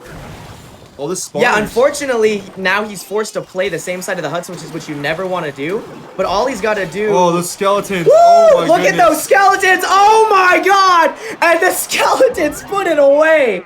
Wow. Whoa. Wow. The turn of events happened there. Even though he got the... Okay, so... Wow. Even though he had that crazy elixir advantage... Oops. That's insane. No, Backstab looked like he had that game under control. He had all the elixir, and he got stuck into fighting the same side as Huts and freaking Odyssey with the turnaround. That was crazy. That's a deck too that you never see. My God. Look at that spawner deck. He had Goblin Hut, Barbarian Hut, Tombstone, Log, Lumberjack. I've seen it all. I've seen Huts destroy. No, but I mean, like, he's running 5 legendaries and 3 huts. 5 legendaries and 3 huts too strong. That was absolutely crazy, man. Yeah. And now we're going. Oh man, we got Crucible Wrath versus Elite Gaming coming up. Crucible Wrath was undefeated until last week, and arguably that was like one of the closest matches we've had all season. Crucible Wrath versus Nova. Anonymous came back at the very end and won it due to a really strong misplay by Crucible Wrath. So you know they're kind of pained by that. You know they wanted to be undefeated going into this. But they're Crucible, you can't count them out. They're really strong players. Connor's done work every week. Ryuzen, Alvi, they've all done work every week. Even all of them. Retaliation, wow. And Elite Gaming sort of had some problems with their clan. So they've got a really sort of new lineup coming up this week. Trainer Nick, Smalls. The only people we've seen is Marcus and Trainer Nick. We got Smalls, Glenn, and Ken. And so we really don't know. We don't know exactly. We don't know how strong this is going to be. We know of them. We don't really know their what they're strong with. You know? Exactly. We don't know what their comforts are, which I think might make the bans kind of hard for Crucible Wrath. But, you know, Crucible Wrath is one of those clans that they don't really care, you know? They're like, oh, we're going to play the off-meta decks. We're just going to ban what the strong cards are because we don't use them anyways. And we're going to play, you know, Crucible Wrath's one of those clans. They just play their game, man. Yeah. They just play their game all day, every day, and it really works for them. It's going to be an interesting matchup. I really want to see the again, look at the average trophies. Yeah, we've seen that. We've been seeing that, especially because the season just reset. We're seeing huge gaps in the clans, even though seeding-wise, they're around the same skill levels, or at least league-wise. Like what we've seen this league, all these matchups this week are really around the same level that they've performed. They're playing those clans, but the trophy gaps have been absolutely huge, even though their tournament plays have been about the same. So that's just to show you that, I mean, like trophy pushing is completely different than tournament. Exactly. When we're saying that all league, and that's one of the things that makes the league so interesting, because you get to see like these crazy players play these weird decks that you don't see on ladder, and the matches are so close, and I just absolutely love it. And so I'm really excited for this first matchup. I feel like every time Supercell nerfs or buffs a certain card, right? It affects the ladder completely different than it affects the tournament play. It's true, really, and it's not very often that you can find a deck that is both ladder strong and tournament strong, like the exact same deck. It's really hard to do that because it's just not the same. It's just not the same game at all. Yeah, and I feel like it's going to be really hard to see Supercell how they nerf things in the future. Like exactly. How they figure out to balance the game out. Are they Here going we to balance go. Tournament standard stuff on top of only balancing stuff for ladder? You know what I mean? Yeah, they really have to find that balance. Trainer Nick versus Retaliation. Coming Trainer in Nick hot. starts right with that hog, and he gets it to tower. What's Retaliation doing? Oh, he's not dropping anything. Is he disconnected? Is he not playing anything? Oh my goodness. It looks like the first game is going to be a free game for Elite Gaming. 3 crown for the win. Wow, that's really unfortunate. I mean, we can't do anything about disconnects. I mean, I don't know. He didn't even play any cards, though. Yeah. It wasn't like he disconnected mid-match. It was before anything even happened. I think we might have to get a ruling on this. The ruling in the past that's going to be a restart? Okay, it's going to be a restart. Cool, because they didn't play anything. Because in the past, we've had disconnects and guys like... Yeah, but that's like middle through the game. They've already played stuff. Yeah, once the game has already started... Play anything, that's... I'm glad that's going to a restart, because that was just absolutely like... That was absolutely sad.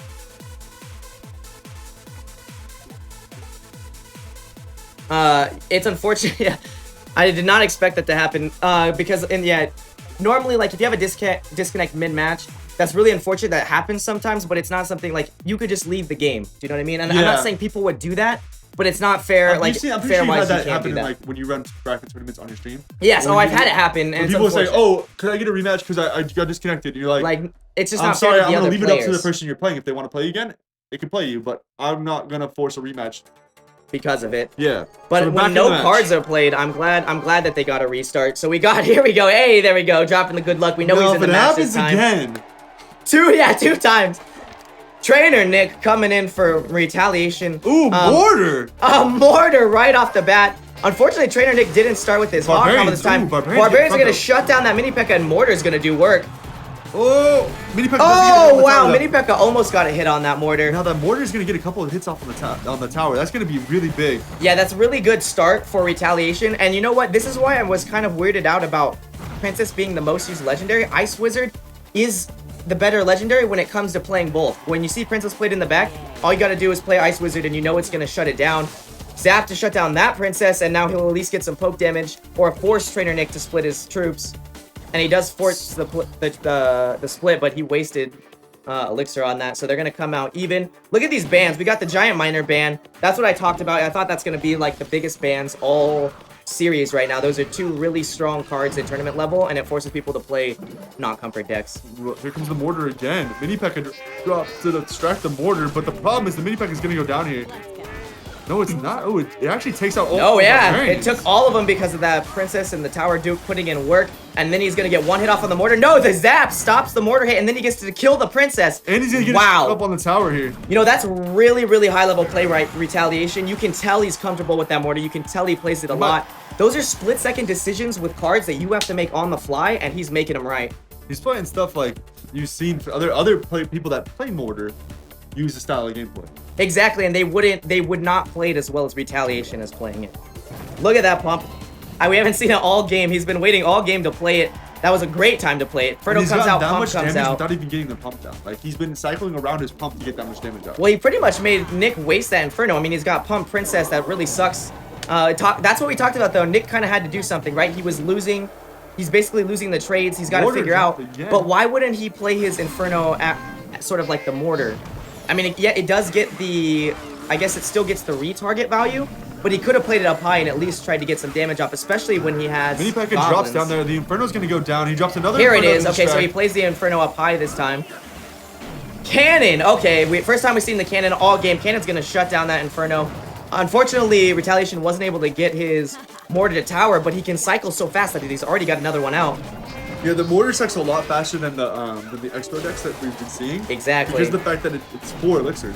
But the problem is the mortar doesn't do as much damage. Yeah, and I would argue that the expo got sort of like a buff last patch, and then it made it. I would say that it's almost a stronger choice at tournament level than the mortar, even though the mortar's less elixir. Hog push coming in from the left-hand side. That cannon, wow, great zap. The hog push was so good by Nick. He basically got the goblin in front of it so he could take out the cannon. Unfortunately, that zap just completely decimates. He doesn't really decimates. have an answer for Princess, so that's the only problem.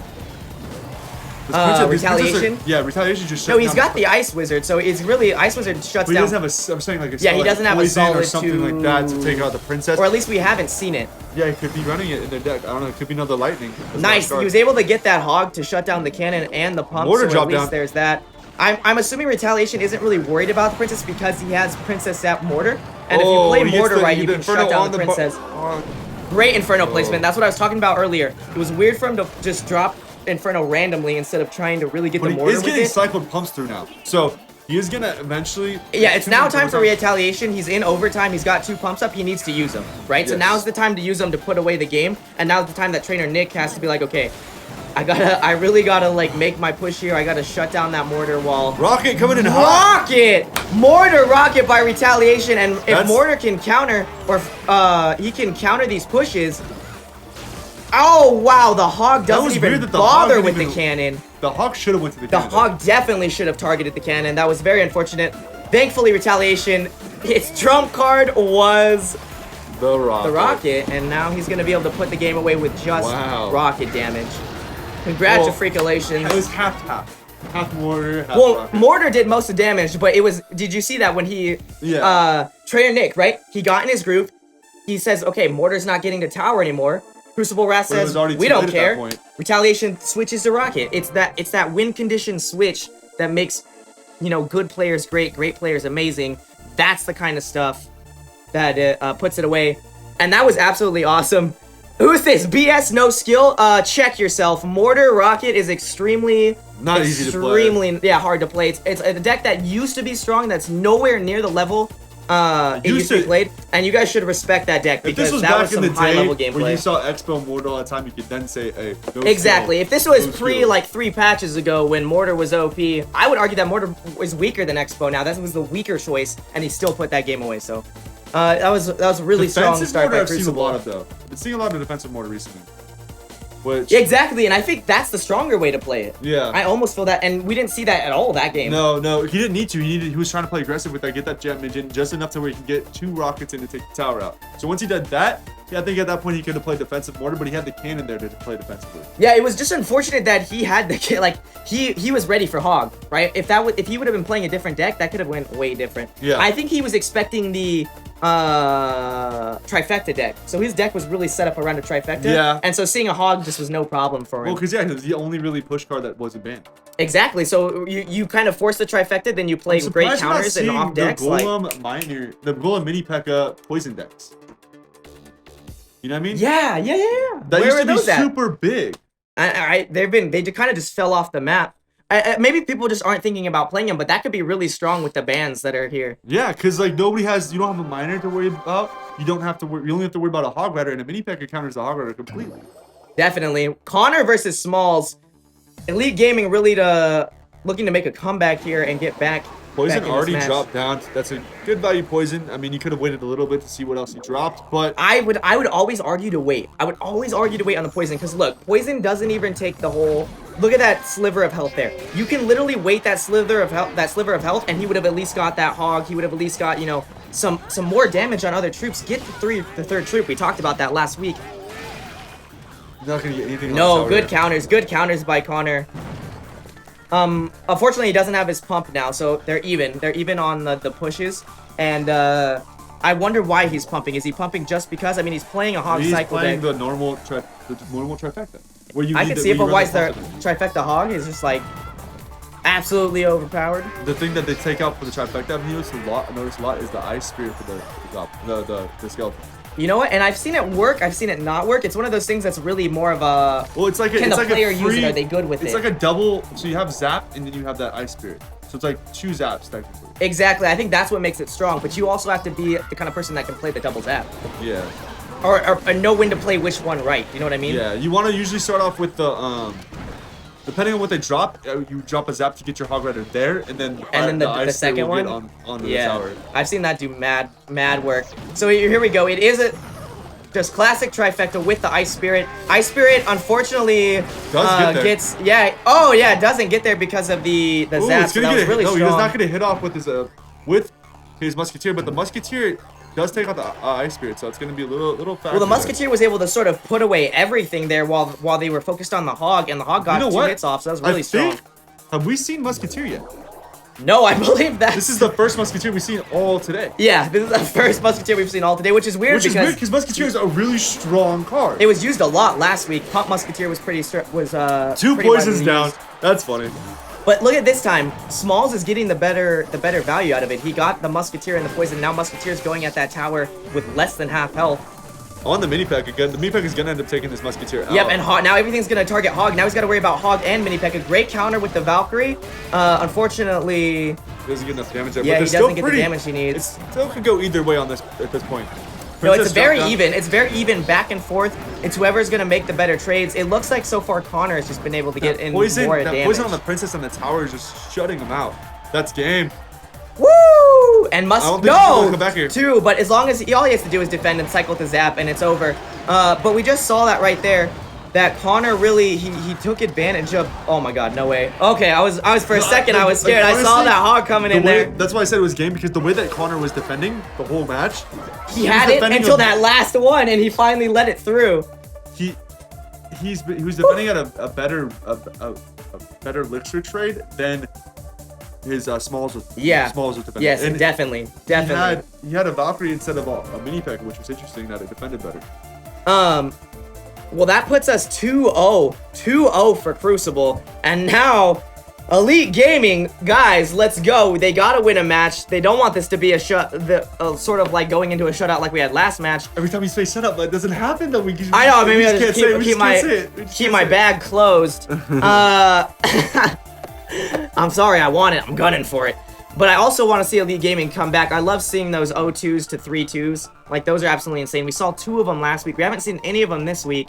And I mean, it just goes to show that the play level this week is so high. Like, the games are so close. Yeah, I mean, I mean, like we were saying, shutouts. We want to see them because it'd be first one ever, but we don't want to see them. Exactly. At the same time, we don't want to see them for sure. That brings morale down of the whole team. It's a win-loss. It's a win-loss. Yeah. It's a trade thing, you know? Like But yeah, so Elite Gaming, they need to come back here. They can still come back and win it. They're only down 2 matches. You know The what? pressure's on to put a win here, but you know, we've seen it happen again, so. You know, we see that you see those giant loom decks, right? Since Giants banned, let's run a Warlord giant loom deck. Oh, Royal Giant Loon deck. That's almost, it's not actually, I've actually kind of seen those, and they're not that much weaker than the Giant because the Royal Giant's ranged. It's just weird at tournament level. It's weird at tournament level for sure. Give us your clan hype, guys. Let's get some Elite Gaming hype. Let's get some Crucible Wrath hype in the chat. Pump them up. You know they're both like, Crucible is really like, oh, we're gonna put it away, and Elite Gaming's like, we can't let this happen. So, you know, the pressure's on, guys. Show them some love. There we go. Some Crucible love. There we go. Some Elite Gaming. Really want to see this match go. Oh man, the next match. Well, the next match is gonna could absolutely decide it. And we got Marcus versus Alvi. Okay, so Alvi's a strong player. Both Marcus and Alvi are strong players. I've seen both of them play, and it's gonna come down to the counters, the decks, the misplays. Really, Skeletons in the back looks like he's just going to cycle. Yeah, Princess on the left hand side. I mean, it's not bad to cycle Skeletons. It's not that much of a elixir cost. It only sucks when you go, ooh, oh, Three Musketeers right off the bat. And that's what we were talking about earlier, or 2 weeks ago, split the Muskies. So Three Musketeers are so strong when you play them in the middle and split them, and then they're forced to counter both. Rocket stops everything on that left-hand side. Rocket right off the bat, and guards to shut down the double Muskie. Wow, Marcus is he's played that before. You've seen that he's played against that before. He was not flustered at all. Like, usually I got the rocket for the Sparky, but nuh-uh. Not today. It was for the Three Muskies, and it did so much work. First time we've seen Three Muskies this week. That's absolutely crazy. And he played him right off the bat. I almost feel like maybe he didn't have him in his hand. It would have been better to go straight Three Muskies instead of drop the Skeletons. I'm not sure. Princess is going to get poke damage on that left-hand side. Bait the rocket in a different sense, like dropping elixir pump down or something to bait the rocket. Yeah, it could have been good. It could have been good. There's the pump. I bet he didn't start with it, and that was unfortunate. Now, does he risk it? Here we go. Strong push on the right-hand side because of the pump placement. Really good go there. Oh, wow. Shut down by that Ice Spirit. Skeletons. Yeah. At least he got some poke damage off. Do you think he should risk the rocket on the elixir pump or save it for the Three Musketeers? Like, that's the thing you got to choose there. Because I wouldn't risk it on the pump right here. I feel like Marcus... He should be playing pump. I guarantee his last card's not pump because he would have played it, so it's unfortunate. If he starts getting the 2 to 3 pumps, it's gonna have to be where you're gonna have to start. And then he's gonna have to. Yeah, he's not gonna have a choice. And it's smart of Alvi to be playing his pumps on that left-hand side so he can't rocket the right-hand side and pumps. Actually, I would opt to play it on the right-hand side. To sort of force him and then go straight for Musketeers. Because once you bait it, boom, Three Musketeers on its face. Well, if he was going to, the moment to do it would be right now because the guards just came on the left-hand side. That's gonna be your biggest counter. Guards, right there, the guard's princess is going to be your biggest counter. We still don't know what his last card is, though. That's the biggest thing. Nice, shutting down all the 3 musketeer counters at once, and 2 musketeers behind that. So does the rocket, though. Knight, we talked about last week, is a very underrated card. Look how strong it is. He's a force to rocket 2 musketeers, and the musketeer on that left-hand side is going to do so much work. Valkyrie's going to clean up all this stuff. That tower is going to go. That tower can be a tower. He's cycling 3 musketeers now. And that is a tower. He didn't even need the other 2 musketeers. Marcus is feeling the pain. Not having that pump in the deck is really hurting him. I would agree that you would have been right, Stick, but he should have. Look at the counters. Look at the other tower going down with the knight and the skeletons on it. Could this be a 3 crown? No, it's not gonna get there, but very close. Look at those knights, guys. Knights, underrated card at tournament level. They do so much work, especially when Miner is banned. Knight is not a bad option. It's a really, really good option for that. And Alvium puts it away 3-0. And like we were saying, he was like, okay, he's not gonna rocket my elixir pump, so I'm just gonna build it. So I'm just gonna build it and go for it. Yeah. And I mean, like, if he would have gone to the 3rd elixir pump, he never ended up dropping that one. But if he would have ended up dropping it on the other side to bait it, would have been not a bad option. Yeah, I feel like you were definitely right. If he had Princess, Ice Wizard, Guards, Ice Spirit, like he had so much crowd control for the 3 muskies. He could have totally spent that rocket on the pumps instead of hitting the 2 musketeers. Yeah. I don't feel like he got the value out of rocketing 2 musketeers that he wanted. That Valkyrie is what really got him that tower. That Valkyrie taking out the skeletons, the Valkyrie helping to tank the mini P.E.K.K.A. on top of the zap on the mini P.E.K.K.A. Like, that's what got him that left-hand side tower. Oh, for sure. And it was such a strong push. Splitting those muskies is absolutely insane. That Valkyrie put in so much work. And it was cool because Valkyrie Knight, you have 2 tanks that suck to deal with. He baited the mini P.E.K.K.A. basically. He baited the mini P.E.K.K.A. with the Knight. Then he had nothing to stop the Valkyrie with, especially when all your stuff is crowd control, right? Like, yeah, that was super painful. And that musketeer just went to town. I wonder if that deck would have worked as well with a Lumberjack on it, with the Three Musketeers getting raged. I feel like Lumberjack, Three Musketeers, nobody talks about this, but I feel like that's a good combo, especially if you're splitting. So don't play the mini P.E.K.K.A, play Knight, Valk, Lumberjack, Three Musketeers, and then pump, and then you're really just counter everything until you can pull those combos off. Would you still throw in Valkyrie in there, or do you think you would change out Valkyrie? Would you change the Knight for the Valkyrie, or hard. would you keep the Knight? I would keep the Valkyrie over Knight for sure. At least right now, I feel like Knight is strong. Don't get me wrong, but I would want the Valkyrie. Just feel like it could be cool. We've got Vizard versus Gen. Look at this. Crucible is going for the shutout. This is Elite crazy. Gaming is going for the points. Who will it be? Princess in the back. So Elite Gaming, we've seen them play lots of legendaries in their decks all series so far. Is that going to sort of be their, their MO? Nice. Ice Spirit's going to stop that mini P.E.K.K.A for a second, and he's going to get a hit off on tower. One hit? That's still not bad. He got Elixir Pump down. Nope. Unfortunately, his mini P.E.K.K.A or his Princess walked up. If he could have played his Princess back a little bit more, he could have kept it alive. Ooh, he's putting his own little push here with the Hog Rider. Yeah, it was a great preemptive minions by Gen, Shut but down Vizards was completely. ready for it. His counter push with this Hog Rider was shut down. Nice skeletons at the last second is going to keep his mini P.E.K.K.A at full health. And now Gen is, he's going to have to start countering this mini P.E.K.K.A Hog. Unfortunately, Hog ended up behind the mini P.E.K.K.A, but it is going to get to tower and at least get a hit off. Two hits. Yep, he gets 2 hits off. All right, Princess is going to be able to counter this, clean it up. And then we got the Princess going to probably be able to counter the other side as well. It does. His Princess targets the tower, which is good because now he's got a Princess. Yeah, exactly. At full health. So that's going to be very, very good. He makes him have to actually counter it with something. Especially when they're at even elixir. So he's countering it with the Ice Wizard. So now he's forced to push though. He's forced to either use that Ice Spirit or Ice Wizard or really not get value, like waste that 3 elixir. He dropped the Hog Rider on the other side this time. That was interesting. Yeah, I don't really agree with that. He's splitting his damage up, which is not.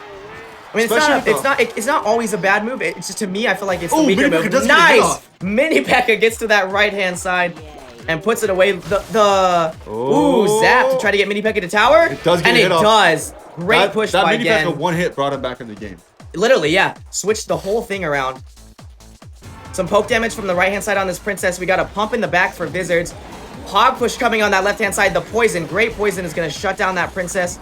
And the Ice Spirit's going to shut down the Mini P.E.K.K.A for a bit. And Hog's going to get 2 hits off. Plus the poison. Vizard is so good at slipping that Hog in there. Now this counter push, though, is pretty decent.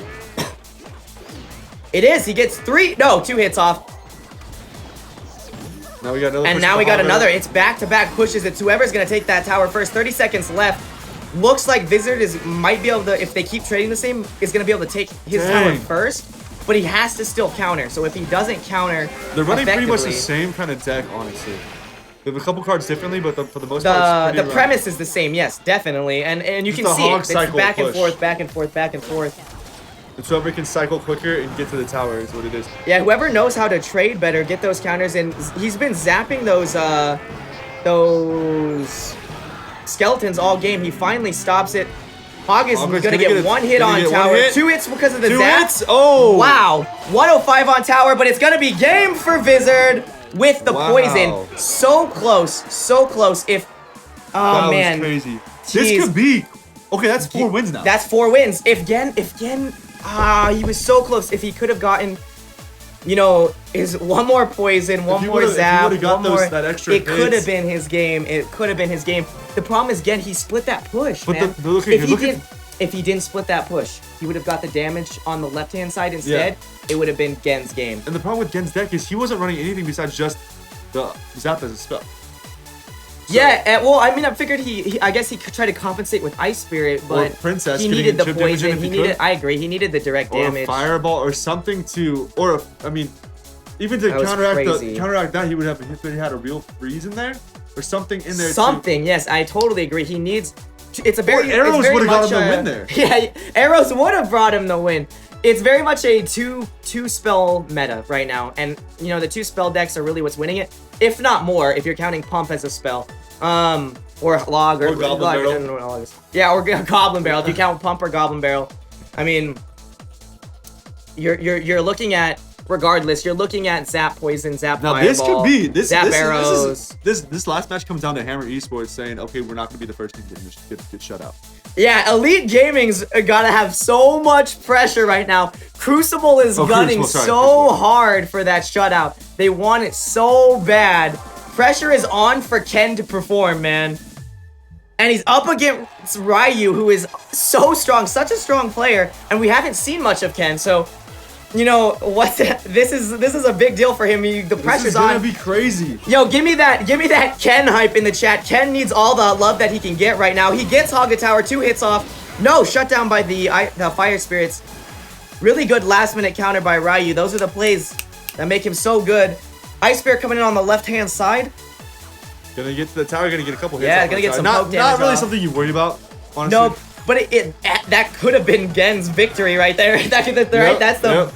That's the kind of thing. There we go. Great poison. At least he Drop the mini P.E.K.K.A. hit pretty much But that everything. poison damage though. Oh. He does great lure. Wow. And gets the zap off. Ken is proving that he's a strong player in this tournament. His counters have been on point so far. He's the one who's got all the damage, and he hasn't done it with any pumps. Hog Biggie Rider pushing coming on the here left hand real quick. side. The Ice Spirit would have been the better push, but Hog still gets a hit off. I think I would have said the Fire Spirit's for defensive purpose. Exactly, and Ice Spirit for the push. He's doing the opposite. Really, it's pretty much interesting. By right, maybe he didn't have the rotation. I'm not sure. Maybe he's just having fun. Maybe he's trying to take the pressure off. Elixir Pump dropped down. Hog Rider, Fire Spirits on the other side. Oh, nice. Zap Mini P.E.K.K.A. is going to stop that before he even gets the tower, and now Ken has to worry about that Mini P.E.K.K.A. Fire Spirit, Mini P.E.K.K.A. push. Oh, this is going to get taken out. Yep, and the Mini P.E.K.K.A. is going to at least get to that Ice Wizard and take it out. out. No, it's nice. not going to get the tower. It's such a good value, though. Now Ryu's up a pump. He's up in Elixir. And he's Ken has got to be here. shaking, man. Come on, Ken. Get that, he needs the value out of Poison. He needs to get good value out of Inferno. Poison. His last card is an Inferno. That's actually unfortunate. I feel like that's kind of a high-cost card for him to be playing. The pump would have been a lot better of a choice. Mini P.E.K.K.A. just barely getting the tower. One hit. And it does. 2 Fire Spirits and a Mini P.E.K.K.A. hit puts Ryu so far ahead in this game. But the Ice Wizard, Hog Rider is a very, very Nice, and good Hog, it might not make it to tower, but that Poison Hog on the pump means Ryu's not going to be able to play the same rotation that he played last time. He's not going to be up it so much in Elixir like he was. He dropped I think he put the pump in front just to pull the Hog Rider, honestly. Yeah, he doesn't want him to get close enough to even be in the game, which is makes Rider sense. gets the It's only tower 20 here. seconds One left. hit. It's a good play. Oh, the zap was a little late there. With only 20 seconds left, it's a good play to not let that Hog get the tower. His Ice Spirit misses the Hog, and Hog is going to get 2 hits off on tower. So it's still really close. Putting Ken back in this game. Oh my goodness. Both on different lanes too, so they're forced to split push their defenses and offenses. I love that. Oh, Hog Rider is going to get the tower. One hit. One hit. Whoa, it doesn't get a hit off. Dang, shut down at the last second. That's crazy. It even looked like it got a full animation. Mini P.E.K.K.A. coming in on the left-hand side.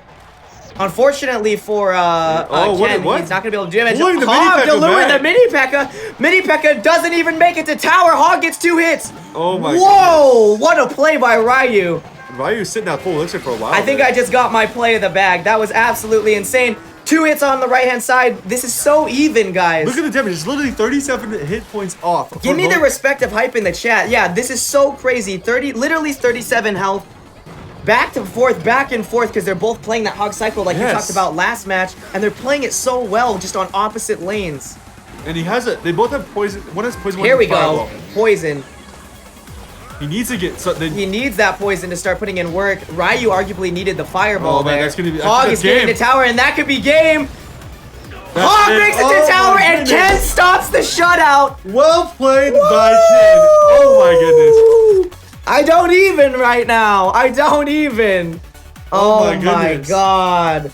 Ken coming through for Elite Gaming. Oh man. That was crazy. That was absolutely insane. You know what? Wow. Just absolutely GG, guys. I want GGs in the chat. That was so freaking crazy. Well played. Well played. Stops the shutout. Racks up 2 points for Elite Gaming. That's awesome. Yeah, like honestly, that would have been the first shove. That would have been crazy. It would have been so much. You would know there would have been so much Twitter hype. Oh man, everything would have been going yeah. crazy. And you know what? Oh, look we got a Mob Crush t-shirt giveaway. Yo, that link is gonna be pasted in the chat. Go ahead and just enter your name on that form. Make it the same as your Mob Crush name so we know it's actually you. And go for a t-shirt. What? Now, I want to say one thing real quick before we get into this match real quick. Okay, we have the 2 undefeated teams now, right? Look at the average trophies for each team, and they're both undefeated. Oh, snap. Yo, wait. Flashback real quick. I want to give Crucible Wrath some hype. They 4-1. They picked up so many points. They're such a strong team. And I would not be surprised to see them in the finals. Oh, no, they're definitely But yeah, we're coming on the game that arguably everyone came to see this week. The 2 undefeated teams, Alpha Esports versus Nova. They've got the exact same average trophy count right now. And they all have extremely strong players. We've got Iza, Pompeo, Willwin, Trainer Chris, Bright Light. We got Arcticus Light, Light of Orion, Anonymous Blazer, and Nova himself. And will Anonymous be able to pull it out for his team if he goes last? Yeah, will Anonymous clutch will he it be again? sweating at the palms like, oh my gosh, I gotta get this. Person. Oh my god, I don't know. You know what? You know this is a huge match too. We got a bunch of the old school in the light players facing off. So this is this is gonna be so hype right now. I can't even. Bags can't even hashtag see Royale. Now, who's your favorite matchup to see right here? Like, if you had to pick 2 people, one person from each team, who would you want to see? That's so hard. Okay, Light of Orion versus Pompeo. That's what I was gonna say. Yeah, is that what you're gonna say? That I think that would be so good. I don't know if that'll end up happening because they don't know the matchups as much, but that would be the play of the grudges, basically. I mean, that would be a crazy matchup. Or Trainer Chris versus Anonymous would be really good as well. Like, yeah, definitely. Trainer Chris versus Anon. Literally, it doesn't matter who plays. They're all gonna be really hyped games. This is one of those ones that's really hard to call out. And yeah, we gotta get the clan hype. We gotta get the Nova, the Alpha Esports hype in the chat. You guys show some love for your clans, and give us some love on Twitter. Give us some love.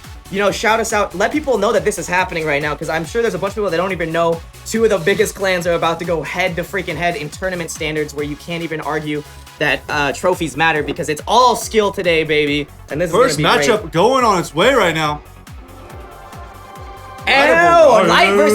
Light versus Iza. Iza also really strong player. Minor Hog Band, which means we can see giants, we can see pumps. Will we even see a Sparky? I don't know. Musketeer in the back? Ooh, a trifecta or Jifecta? Could we be jumping into a Jifecta? Yeah. It's proven strong. In fact, I've played it and it's been really good in tournament level. There's the giant for Iza. The minions kind of played in front of his I think it was done purposely because he got the trade value off of it, and he got hits on tower. Wow. I like how his Musketeer did not target the guards. That was crazy, and they hit tower and he got damage off. Mini P.E.K.K.A to counter the giant, but Mini P.E.K.K.A also coming in here going to be able to counter his Mini P.E.K.K.A. Yeah, I think it's going to shut it down, and that's such a strong push coming in. Wow! The freaking Musketeer targeted the Mini P.E.K.K.A and not the giant. What a great counter by Orion. That little inch. That was insane. Yeah, it didn't even touch the giant. That was crazy. That's high-level gameplay you don't usually see. Yeah, that's stuff you don't small see. Stuff. I would have known. If I would have placed my Musketeer there, I would have known. I would have thought it was going to target the giant. Honestly. Exactly, just like Ryu's hog pull on the other Mini P.E.K.K.A, where it pulled the Mini P.E.K.K.A and it didn't even get tower damage, and that was crazy. Those kind of plays are insane. And that poison, we didn't even talk about that, but Iza had a really strong poison there. He was trying to get the tower damage, he was trying to get the push, and even though he didn't get it, he shut down all the troops for 4. So, you know what I think counters he's gonna come ahead. I think Giant Poison gets countered by Giant Sparky. Giant Poison does get countered by Giant Sparky, especially if it's Oh, Mini P.E.K.K.A's gonna get a hit up. It's gonna get another hit. 2 hits? 2 hits? Wow, 2 hits for the Mini P.E.K.K.A. Valkyrie does so much work. It's shutting down the Ice Wizard and doing tower damage there. And they're both pumping up, so because Giant and Pump is allowed, we're gonna see it all. We're gonna see it all the matches. But the thing is, Iza's really putting it away. I feel Ryan's running Giant, he hasn't shown it. There it is. Okay, right as you say, right on cue. Speak of the devil. There's the Giant. And it's smart of him. He has to play Giant on the right-hand side. He's got to defend that tower. In fact, I would argue it's kind of weird that Iza went the left-hand side. He went left side because he can poison the right one and then zap it. Okay, that makes sense. If it really comes down to it, then he can go to it. Poison on the left-hand side is really strong. Inferno tower shutting down that Giant, doesn't even do anything, and now his left side push looks a lot stronger. But that's what we talked about last time. When Giant is not banned, Inferno is probably the best card to put your deck. Oh, definitely. Hands down the best card to put in your deck, especially if your deck's low cost and you can play it well, you can play it effectively. Iza just shut down 2 Giants. Double Giant shutdown with 1 Inferno. That's ridiculous. You can't get better value than that. And he's up the pumps. He's giving him the GG. All he has to do, he doesn't even go for the zap, just poisons for game. Well played. And Alpha takes round 1. Uh-oh. Woo! Alpha takes round 1 of the series. Yo, at the end of the day, one of these clans is walking away undefeated and the other is not. Yes. This is literally the rival match. Both clans talk so much crap, and it's all out of love. It's all out of good sports, good sportsmanship, and they've been saying it like this is the series to watch. Nova, in fact, Nova said that they were gonna take down Alpha in their the pictures. What are those? The infographics. They're the first thing they said was we're gunning for Alpha. So. Let's see if it happens. I mean, yeah, we're about to find out. It's crazy.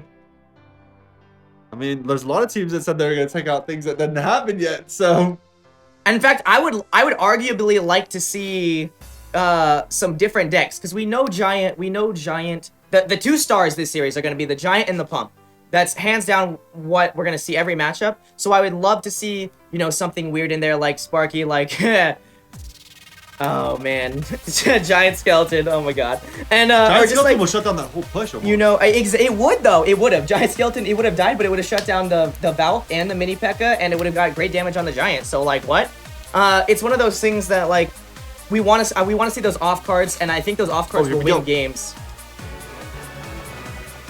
Patrick versus Bright Light. Bright Light coming in for his team versus Patrick C of Nova.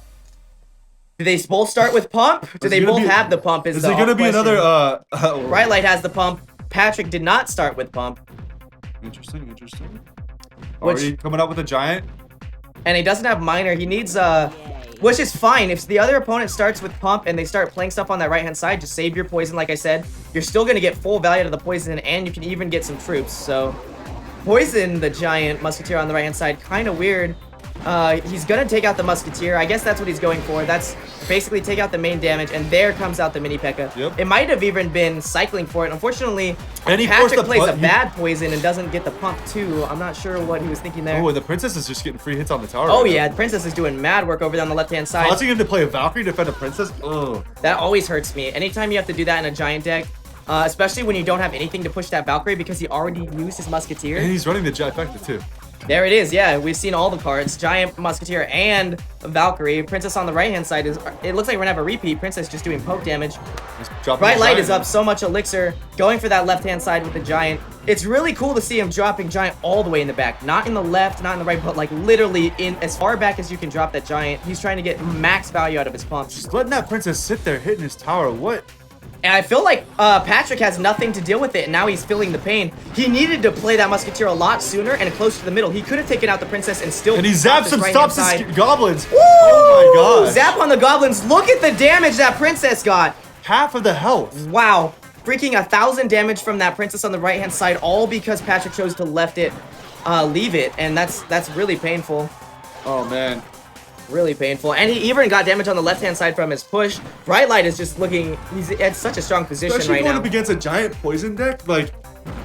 That Giant's almost guaranteed to get at least one hit on the tower, right? And the poison's going to do at least like around like 300. Yeah, you're getting around 300 and the Giant hits. So the Mini P.E.K.K.A. is really like the MVP in both decks. Like, who's going to play their Mini P.E.K.K.A. better to really... And zaps to, stop the Giant before it even gets the tower.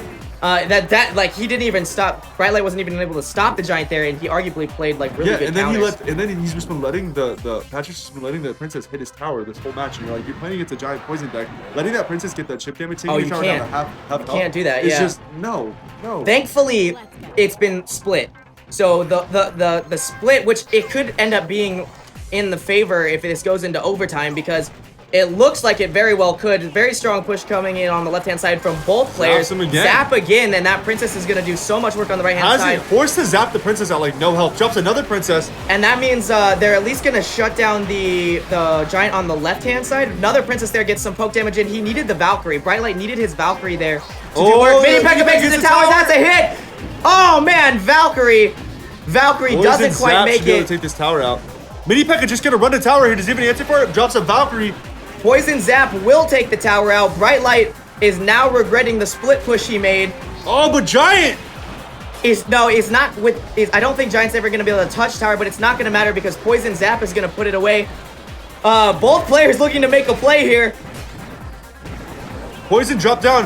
Uh-oh, this There is we go. No, No, 96. It's not in Zap, but that Giant will. And the Giant takes it. Woo! Patrick taking one for Nova. So freaking close. And now we are 1-1. Also, I just got confirmation that we got the winner of the t-shirt contest. And the winner is Clash with Frank. Yo! Hype. Give him some hype. Yeah. That was so close. That was so close. Bright Light, man, he had the advantage the whole time. Literally the whole time.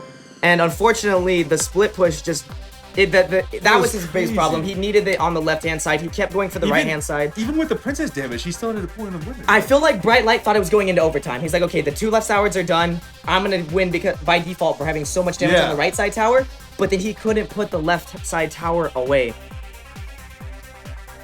That's crazy, though. Yeah, that was an insane close match. And that evens up the series. You don't now. see somebody win after letting that much damage from a princess go in the tower. Yeah, well, man, he was just in the zone. He didn't let it phase him, and he really came back. So, dude, that was crazy. He gets knocked down, but he gets up again. No one ever gonna keep Patrick down. That was good. That was really good. He's in his zone. Wow. Okay, so we're going into the third match. We're 1-1. It's still anybody's game here. Yeah, it's literally like we've seen great gameplay. We hit 2 matches in, and we've already seen some of the highest level gameplay. All basically this whole day, besides some of that Ryu match. It reminded me of well, last week it was 2-0 Crucible up on Nova, right? Yeah, Crucible was leading Nova 2-0. Nova came back and won it. So Nova's known for finishing strong. It's not the same compatible high level gameplay between those two teams at the same time. So it's gonna come down to that. I think again, it's gonna come down to that last match. I could see it. I could see it happening. Ooh, here we go. Anonymous versus Pompeo. Interesting. Okay. Anonymous says he's a big boy. He can handle the heat. Let's see it go. It's actually okay. So I think starting Giant instead of Pump is like a really good start, especially if you have the poison in your deck. So are we gonna see the poison? Are we gonna see the Pump? I'm not sure. Ooh. Really interesting for Pompeo to have the bomber and that Goblin Barrel. Oh, that Goblin Barrel play could have been so good. He did he did stop the Giant. The Giant didn't even get a hit on the tower. The zap. So. Yeah. Pompeo's running a very sort of low-cost deck, and we haven't seen Giant in his deck 2 yet. elixir pumps down already, dang. Exactly, that's what I'm saying. His cycle deck is so fast. That Bomber Mini P.E.K.K.A counter for the Giant stopped it from even getting to the tower. That's ridiculous. Oh, yeah, that Bomber low-key does so much damage. It's just not as strong of a card, but in this context where, you know, you're playing against something like Giant, getting a lot of damage is really important, and especially for 3, that's like really good. The Bomber hits the freaking Giant and the Mini P.E.K.K.A. What a great tech choice by Pompeo. Look at that, spreading his troops out, making sure none of them can get hit with the same spell. Yeah, double Giant. Wow, Pompeo got an extremely strong push on the right-hand side. Anonymous is feeling the pain. You know, I really wanted to see Anonymous's Goblin Barrel do more work. Look at this push on the right-hand side. Kobe Bomber, that tower is gone. Kobe Bomber in the back. Hashtag Kobe Bomber. Oh my god, yes. That was so good. Kobe Bomber in the back making plays. Look at this Bomber. This could be a 3-crown. Oh my goodness. It's gonna get another hit off. Like, that's ridiculous. The value he got out of that Bomber, it shut down the Giant, it shut down the Mini P.E.K.K.A, it took the tower, and then even got a hit on Crown Tower. What? What? That was insane. And Pompeo is not letting up, man. He is taking advantage of his pumps early on, keeps the pressure on, keeps putting in work. Look how long the bomber can stay alive inside the poison. That's Like, absolutely crazy. That's ridiculous. Like, Look at the damage Pompeo was already done to Crown Tower with 45 seconds left. He's saying, Anonymous, I'm not even going to let you touch my tower.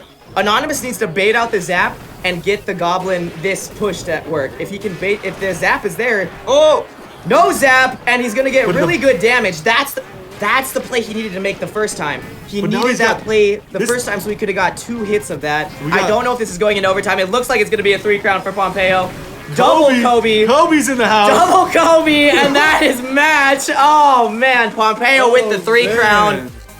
That's good. That makes me want to play bomber in one of my decks now. Doesn't it? Doesn't it? You know what's crazy though? I guarantee a bunch of people are gonna go put bomber in their deck, and it's not gonna work for them because it's not one of those cards that you can just put in and it's gonna work. That was an extremely smart tech choice. Let's go now. Let's go look at his deck here. So we had skeletons, musketeer, obviously pump and giant, poison, zap, and instead of running a Valkyrie in there for like the giant factor deck, no, he ran a bomber, which is the same kind of splash damage you want, but it's a 3-point splash damage. Well, yeah, and if bomber does like 200 damage at tournament level and splash damage for 3, that's absolutely insane. That is like one of the best tech choices he could have chosen. I didn't even think about that going into this. We didn't even talk about it. No. And we saw it do like some of the most work ever. That's beyond high level there, right? He saw the bans, he knew that what decks were coming, and he played such a great card. And he played it so well. That was so good. Such a strong thing. And you know what? It was unfortunate because Anonymous had arguably a smart tech choice too, like the Goblin Barrel. If he could have baited the zap, the tower's taking your giant. You know Giant's almost always getting the tower, or you would think, because you wouldn't expect the bomber. And then you have the Goblin Barrel to just do all your DPS. That could have been a quick tower for Anonymous. That game could have easily went the other way. Unfortunately, he didn't bait out the zap ahead of time, and that just cost him the game. In that matchup, nobody was running a defensive building too, and you know you're going to run against a giant deck. Right? No Infernos, no defense. They were going straight for the kill. Very cool deck choices. Very cool match. That was crazy. Well, now we're 2-1. We're going into the 4th match. Alpha Esports is leading the series. Nova's looking to take that next match and bring it to the finals, but if Alpha can put it away here, they can really say we're the undefeated clan, we're the big boy clan. Let's jump into this match. We got Light Pollux versus Will Win. This is going to be a great matchup. Extremely strong players on both sides. Yeah, really strong players on both sides. Let's see what kind of decks they're running. Obviously, it's probably going to be another giant decks. But Valkyrie in the back, Pump in the back. Have you Nova has, there we go. I was like, Nova has not started Pump all series. That's like really unfortunate hands for them. But he had to drop a Valkyrie to cycle exactly to cycle for it. That's so unfortunate. And that the Musketeer for that is the right choice. Oh, nice. Valkyrie even got a hit off. Wow. Princess next to the pump. That's just baiting a poison. You're just baiting the poison. You're baiting Inferno. There we go. Oh, but it was almost worth it because now the Inferno's gonna do max damage, and Princess even got a hit off on that. Why would you zap the zap? I am not sure. I felt like he should have just taken the loss, you know, got the 1 hit off the Musketeer and let the Inferno burn out, right? You don't need to waste your zap there. Save that. Especially because now, where's your zap poison now? That's, oh, wow. Oh, really strong by Light Pollux. Great lure. Will Win not getting flustered. Great lure for that minion horde. That could have been a tower. Oh my gosh, that definitely would have been a tower if he did not pull that minion horde with that with the Valkyrie. The Valkyrie, but look at how much elixir. Yeah, he is at a disadvantage now. And yeah, Inferno, there comes the Inferno Valkyrie. Great counter, man.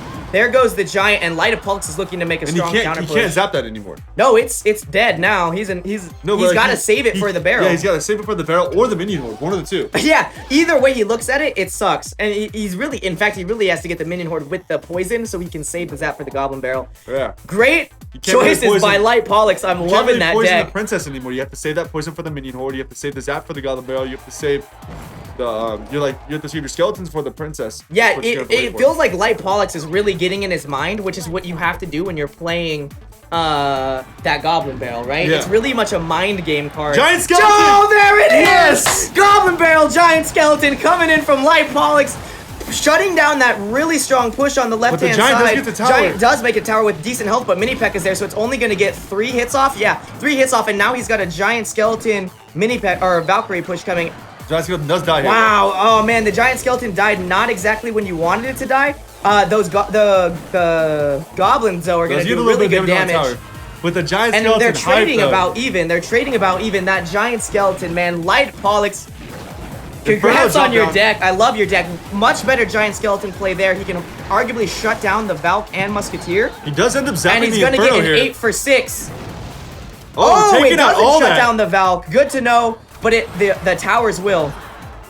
Valkyrie on Valkyrie with Musketeer there as well. Yeah, Wilwin to- really taking advantage of his pumps there, but because he used He does poison that, the Minion there's Horde. the poison for the Minion Horde. Minion Horde is going to get the damage it needs to get, though. And if he can stop this Giant, it looks like Light Pollux is going to have a strong push coming. Zap. No, the Zap. Great Zap there. Lets the Giant Now he get has a lot of hits off. full health Giant Skeleton though. Oh, and it's coming in hot. It's already at bridge. Here we go. Will Win has proven all game he's really good at luring. Oh, the Zap for the Goblin Barrel. Nice. And he forced out another Zap. Yes, it does take out the Musketeer with that bomb explosion. Unfortunately, it didn't hit the Valk. But he did take Minion Cannon Horde. too. And it gets past the poison. It gets past the poison, so he has to lure it. Goblin Barrel coming in Goblin hot. Barrel coming back to do damage. The Zap. Oh, Ooh. Zap takes it out. The Zap was too early. He zapped that tower a little bit too early, especially because it would have retargeted the barrels if he did that. And you don't want it to retarget the Goblin Barrel. The thing that kind of puts him behind in this moment, because he was dropping that giant skeleton to take on the giant when he should have been dropping the Inferno still. Yeah, exactly. He should have gone. He could got more value out of the giant skeleton. Shutting Will Win down just that giant cycled skeleton way well, too bro. fast for those zaps, and it looks like Will Win's gonna take it with poison, and that's gonna be 3 for Alpha. Wow. Dang, that was insane. Yo, shout out to Light Pollux though. But we saw Hype on that deck. We saw the giant skeleton. And I thought wanted Light to was see that really today. gonna pull it out. That was so strong. He started so strong. But Wilwin, he was so good at those pulls. Did you see how good he was at pulling the giant skeleton, pulling the minion horde, not needing to use his poison against the minion horde, or sort of the other troops. So Do you think that he played the giant skeleton? Because we were asking for the giant skeleton today. I don't know, but if he did, he's one of my new favorite people. That was so cool. That was such a good. Giant skeleton Goblin Barrel used to be really strong, especially like if you can throw him off with it. It's a really strong deck. Oh yeah, I feel like if Light Pollux would have got the value out of the giant skeleton, it would have been an easy game for him. He was already in the lead. He should have been using it as the Inferno, obviously, to still pull the giant, right? And then once the giant was dead, drop the giant skeleton in the front to do a counter push with the Goblin Barrel. I think that's what he was going for, but he never got him at the right rotation. Well, I feel like what he should have done is save that giant skeleton until the kill. He was already winning, right? And then he switched his rotation and ended up losing because of it. If he would have just kept his current rotation, kept doing poke damage till say the tower was maybe at 200, and then as soon as he's flustering Will, then drop the giant skeleton because you're already flustered. Then you see the giant skelly, you're thinking WTF, like what's going on? And that's the kind of plays that could have really put the game away for him. But Yeah. either way, that was awesome to see. I still feel like the giant skeleton isn't really in meta because of the fact it doesn't have enough health, or The the bomb thing is doesn't you do don't enough want to give it damage. more health though because you want it to explode. The problem was the bomb. I feel like the bomb needed to take out Valk. If he would have got 8 for 6, then it would have been a great trade. Or they should just make the giant skeleton go straight for defense buildings. I could see that too as a defense card. We got Articus Light versus Trainer Chris. Nova's battling for points now. Alpha Esports will remain the undefeated clan. Nova, if they need to pick up enough points to be ahead of Crucible Wrath. Because Crucible 4-1, right? They're gonna come into the next match really strong. Yeah. So if Nova doesn't really want to get thrown from their top spot, and Nova was arguably in the top spot for a very long time because they were known to be good. Crucible was really the underdog. So if they don't pick up the points here against Alpha, then I can see them dropping down. Expo! out of pot. Expo! Bowler Expo by Alpha Esports coming in here, and it immediately targets the tower, getting so much damage. Full Expo, full Bowler. Wow. See, like that's what I say with the goal, the bowler right there. It should stop the Princess Charge. The pushback is what you're saying. Yeah. If the pushback stopped the Princess Charge, the Bowler would be such a stronger card. how much Trainer damage Chris that didn't Expo even just did need to the it tower. here. Did not even need it here. He got 2,000 damage out of that Expo Bowler push. And if his last card's like a rocket or something, he's a safe zone. Yo, Boom from Clash Wars has got to be so hyped right now. This is the same kind of deck that he likes to play, and I love to see someone else playing it. Trainer Chris coming in hot. Oh, it's Elixir Pump, so he only has one spell and it's a zap, so he does have to get more damage on the tower. That could cost him. Yeah, it was sort of weird. It was sort of a weird play there. But maybe he used it to cycle. You never know. This X-Bowler deck is so weird. It's such a weird off-meta deck. And it works so well at tournament level. Well, because Bowler Maybe stops he you just from being needed able to get back into his So the way the rotation. giant poison deck works is you drop a lot of small units with the giant and do a big push with the poison, right? Exactly. Well, the Bowler kind of shuts that down. It pushes everything back. It stops you from ever getting your units to the tower. Well, especially with Giant, because you're going to hit everything behind it. The Yes. push through, or the hit behind is so good. He shut down that Prince. Prince didn't even make it to tower. Unfortunately, Giant gets he a lot didn't of have damage. anything. Yeah, he didn't have the mini P.E.K.K.A to stop the Giant. So he took a lot of Drops damage. the Expo. He's looking to put away this Mini tower. P.E.K.K.A. Great Giant right there. Giant guards is a really, really good counter. The Princess was a great sort of stop play by Trainer Chris, but the mini P.E.K.K.A was already gone. So that Giant is going to do a lot of work here. Articus Light really getting into his zone, looking like he's going to take this tower. And the Prince is just going to go straight after the guard. Oh, it gets him the guard. Doesn't go after the Bowler. Yeah, really good placement of guards there. It's going to keep And that he's just Bowler gonna drop alive. a Giant And here we again. go. Now we're looking. Oh, there we go. He needs to deal with the Giant, right? If he wants that Expo to target tower, if he wants to put this away, he needs to keep his This is mini what he's going to P.E.K.K.A deal with it right here, alive. though. Because It's the- going, yeah, 5 seconds left. That could be tower if he shuts down the Musketeer. The Zap makes it retarget. He is going to get the That's tower here game. with the Expo, and it is over. The way that it actually worked on that push is because the Bowler kept on pushing the guards away from the mini P.E.K.K.A, so the So mini he P.E.K.K.A can could hit the Giant. So that, Once yeah, the so mini P.E.K.K.A that, took the Giant out, it was game over. so basically you really want, so if you're playing, so for the people at home, right, if you want to try this X-Bowler deck at tournament level, there you have it, straight from Stick himself. You really want to get the Bowler in front of your, or even behind your mini P.E.K.K.A, but so it's pushing away the counters to mini P.E.K.K.A. It's pushing away those guards, Yeah. and then the Expo can clean everything up. It can take the tower. Give it a the try. mini P.E.K.K.A can It focus just on the won Giant. another match today. Or whatever big counter they have for the Expo, the mini P.E.K.K.A can focus on it. You know? Exactly. So it could be Totally a Golem, agree. it could be a Giant, it could be what else we got? We got Royal Giant. It could be whatever they want to run, or a Hog Rider or whatnot. A Hog Rider trying to take out an Expo, because the Bowler is just going to keep on pushing it back, so it's never going to get there. But it can still, the only thing you have to worry about is like another person running like another Expo on you, like we seen that one week, or you have we have Inferno down to take out the Exactly, Expo or something Inferno. like that. And different Bomb Tower will do it too. Like there's different things that you can do to counter this deck, but You won't see it a You won't lot in see a it all, tournament because level. people aren't Exactly. That's gonna why it's so build a deck. strong. And but that ends the series 4-1 Alpha Esports. Alpha, man, big hitters, undefeated. I expect to see them at the top of the hot list next week. And on that note, let's cue into the most picked cards of week 3 and sort of compare, so we can compare to next week. So we've got this is sort of what we were talking about earlier. We had the Zap, Mini P.E.K.K.A, so the Zap, Poison, and Princess. 95%, man.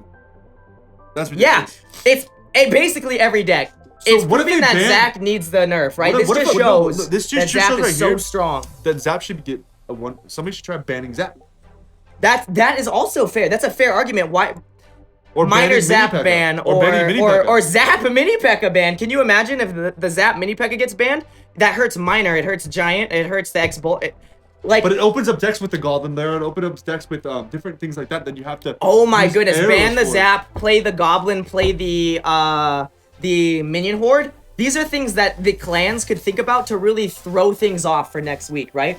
Because Yeah. we've seen sort of like the same meta, we've seen some off-meta shifts, but if they just switched up the bans completely and forced completely new decks for the last 3 weeks, that could really make the sort of underdog clans or the cold clans Yeah. push up and come back in this series. Now, if you look at like the Princess, you're not. People don't think, oh, I'm gonna ban the Princess. But if you look at it, 65% of people are using the percent of the usage is really high for Legendary. So. In it fact, could yeah. it could show that the Princess is actually doing games and cleaning up games. Like that one game we saw where the Princess got like half health on a tower on both sides.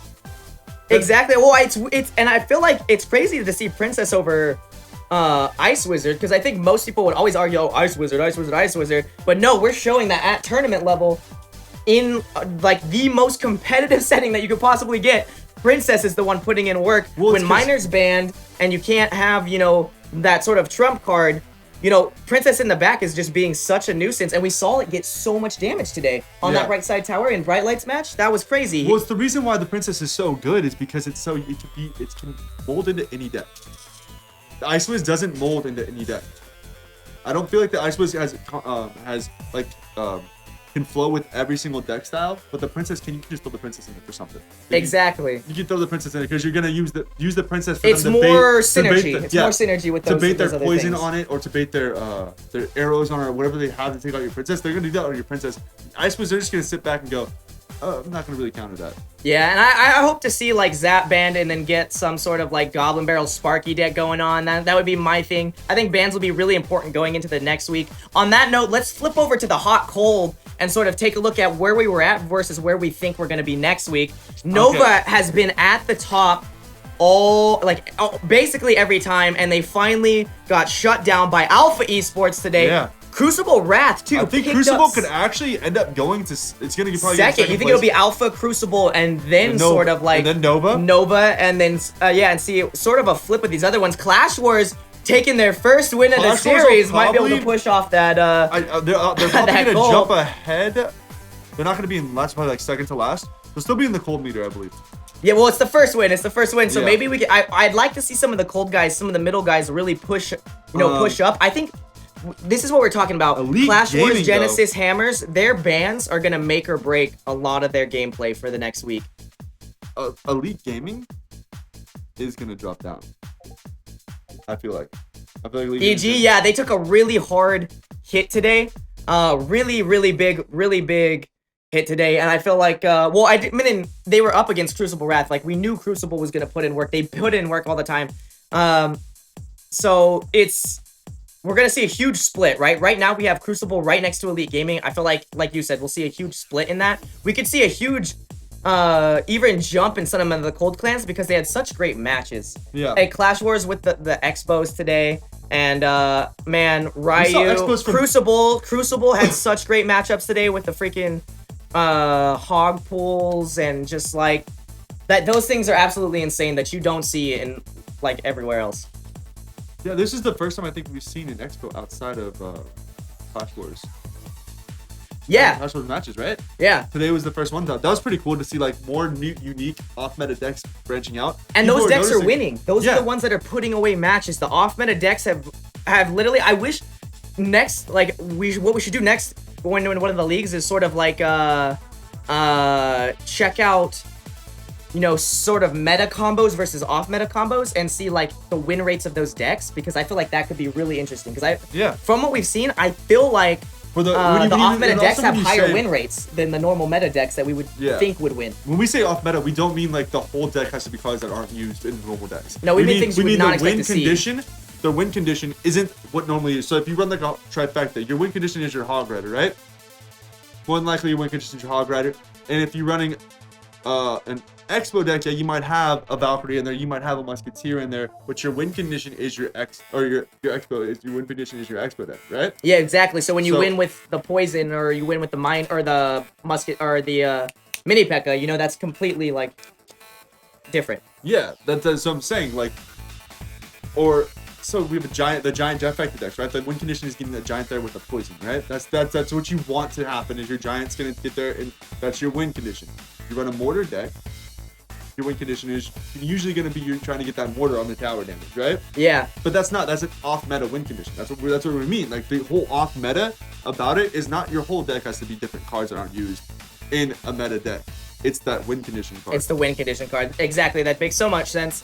And on that, if you guys are been with us the whole time or just joining us, next... Go Hawks did use... yeah, exactly. Next stream is playoffs. Look at this. We are coming into the playoff streams. It's going to be single elimination. If you thought the league couldn't get any more hyped, you're wrong, because it's about to get even more hyped. Week after week, we're putting on a crazy show. Check this out. So these seeds up in here. This is where it really matters. Oh yeah, this is where things get crazy. We're going right into playoffs, right? So you can go into this first place. Like, Alpha goes into this first place, right?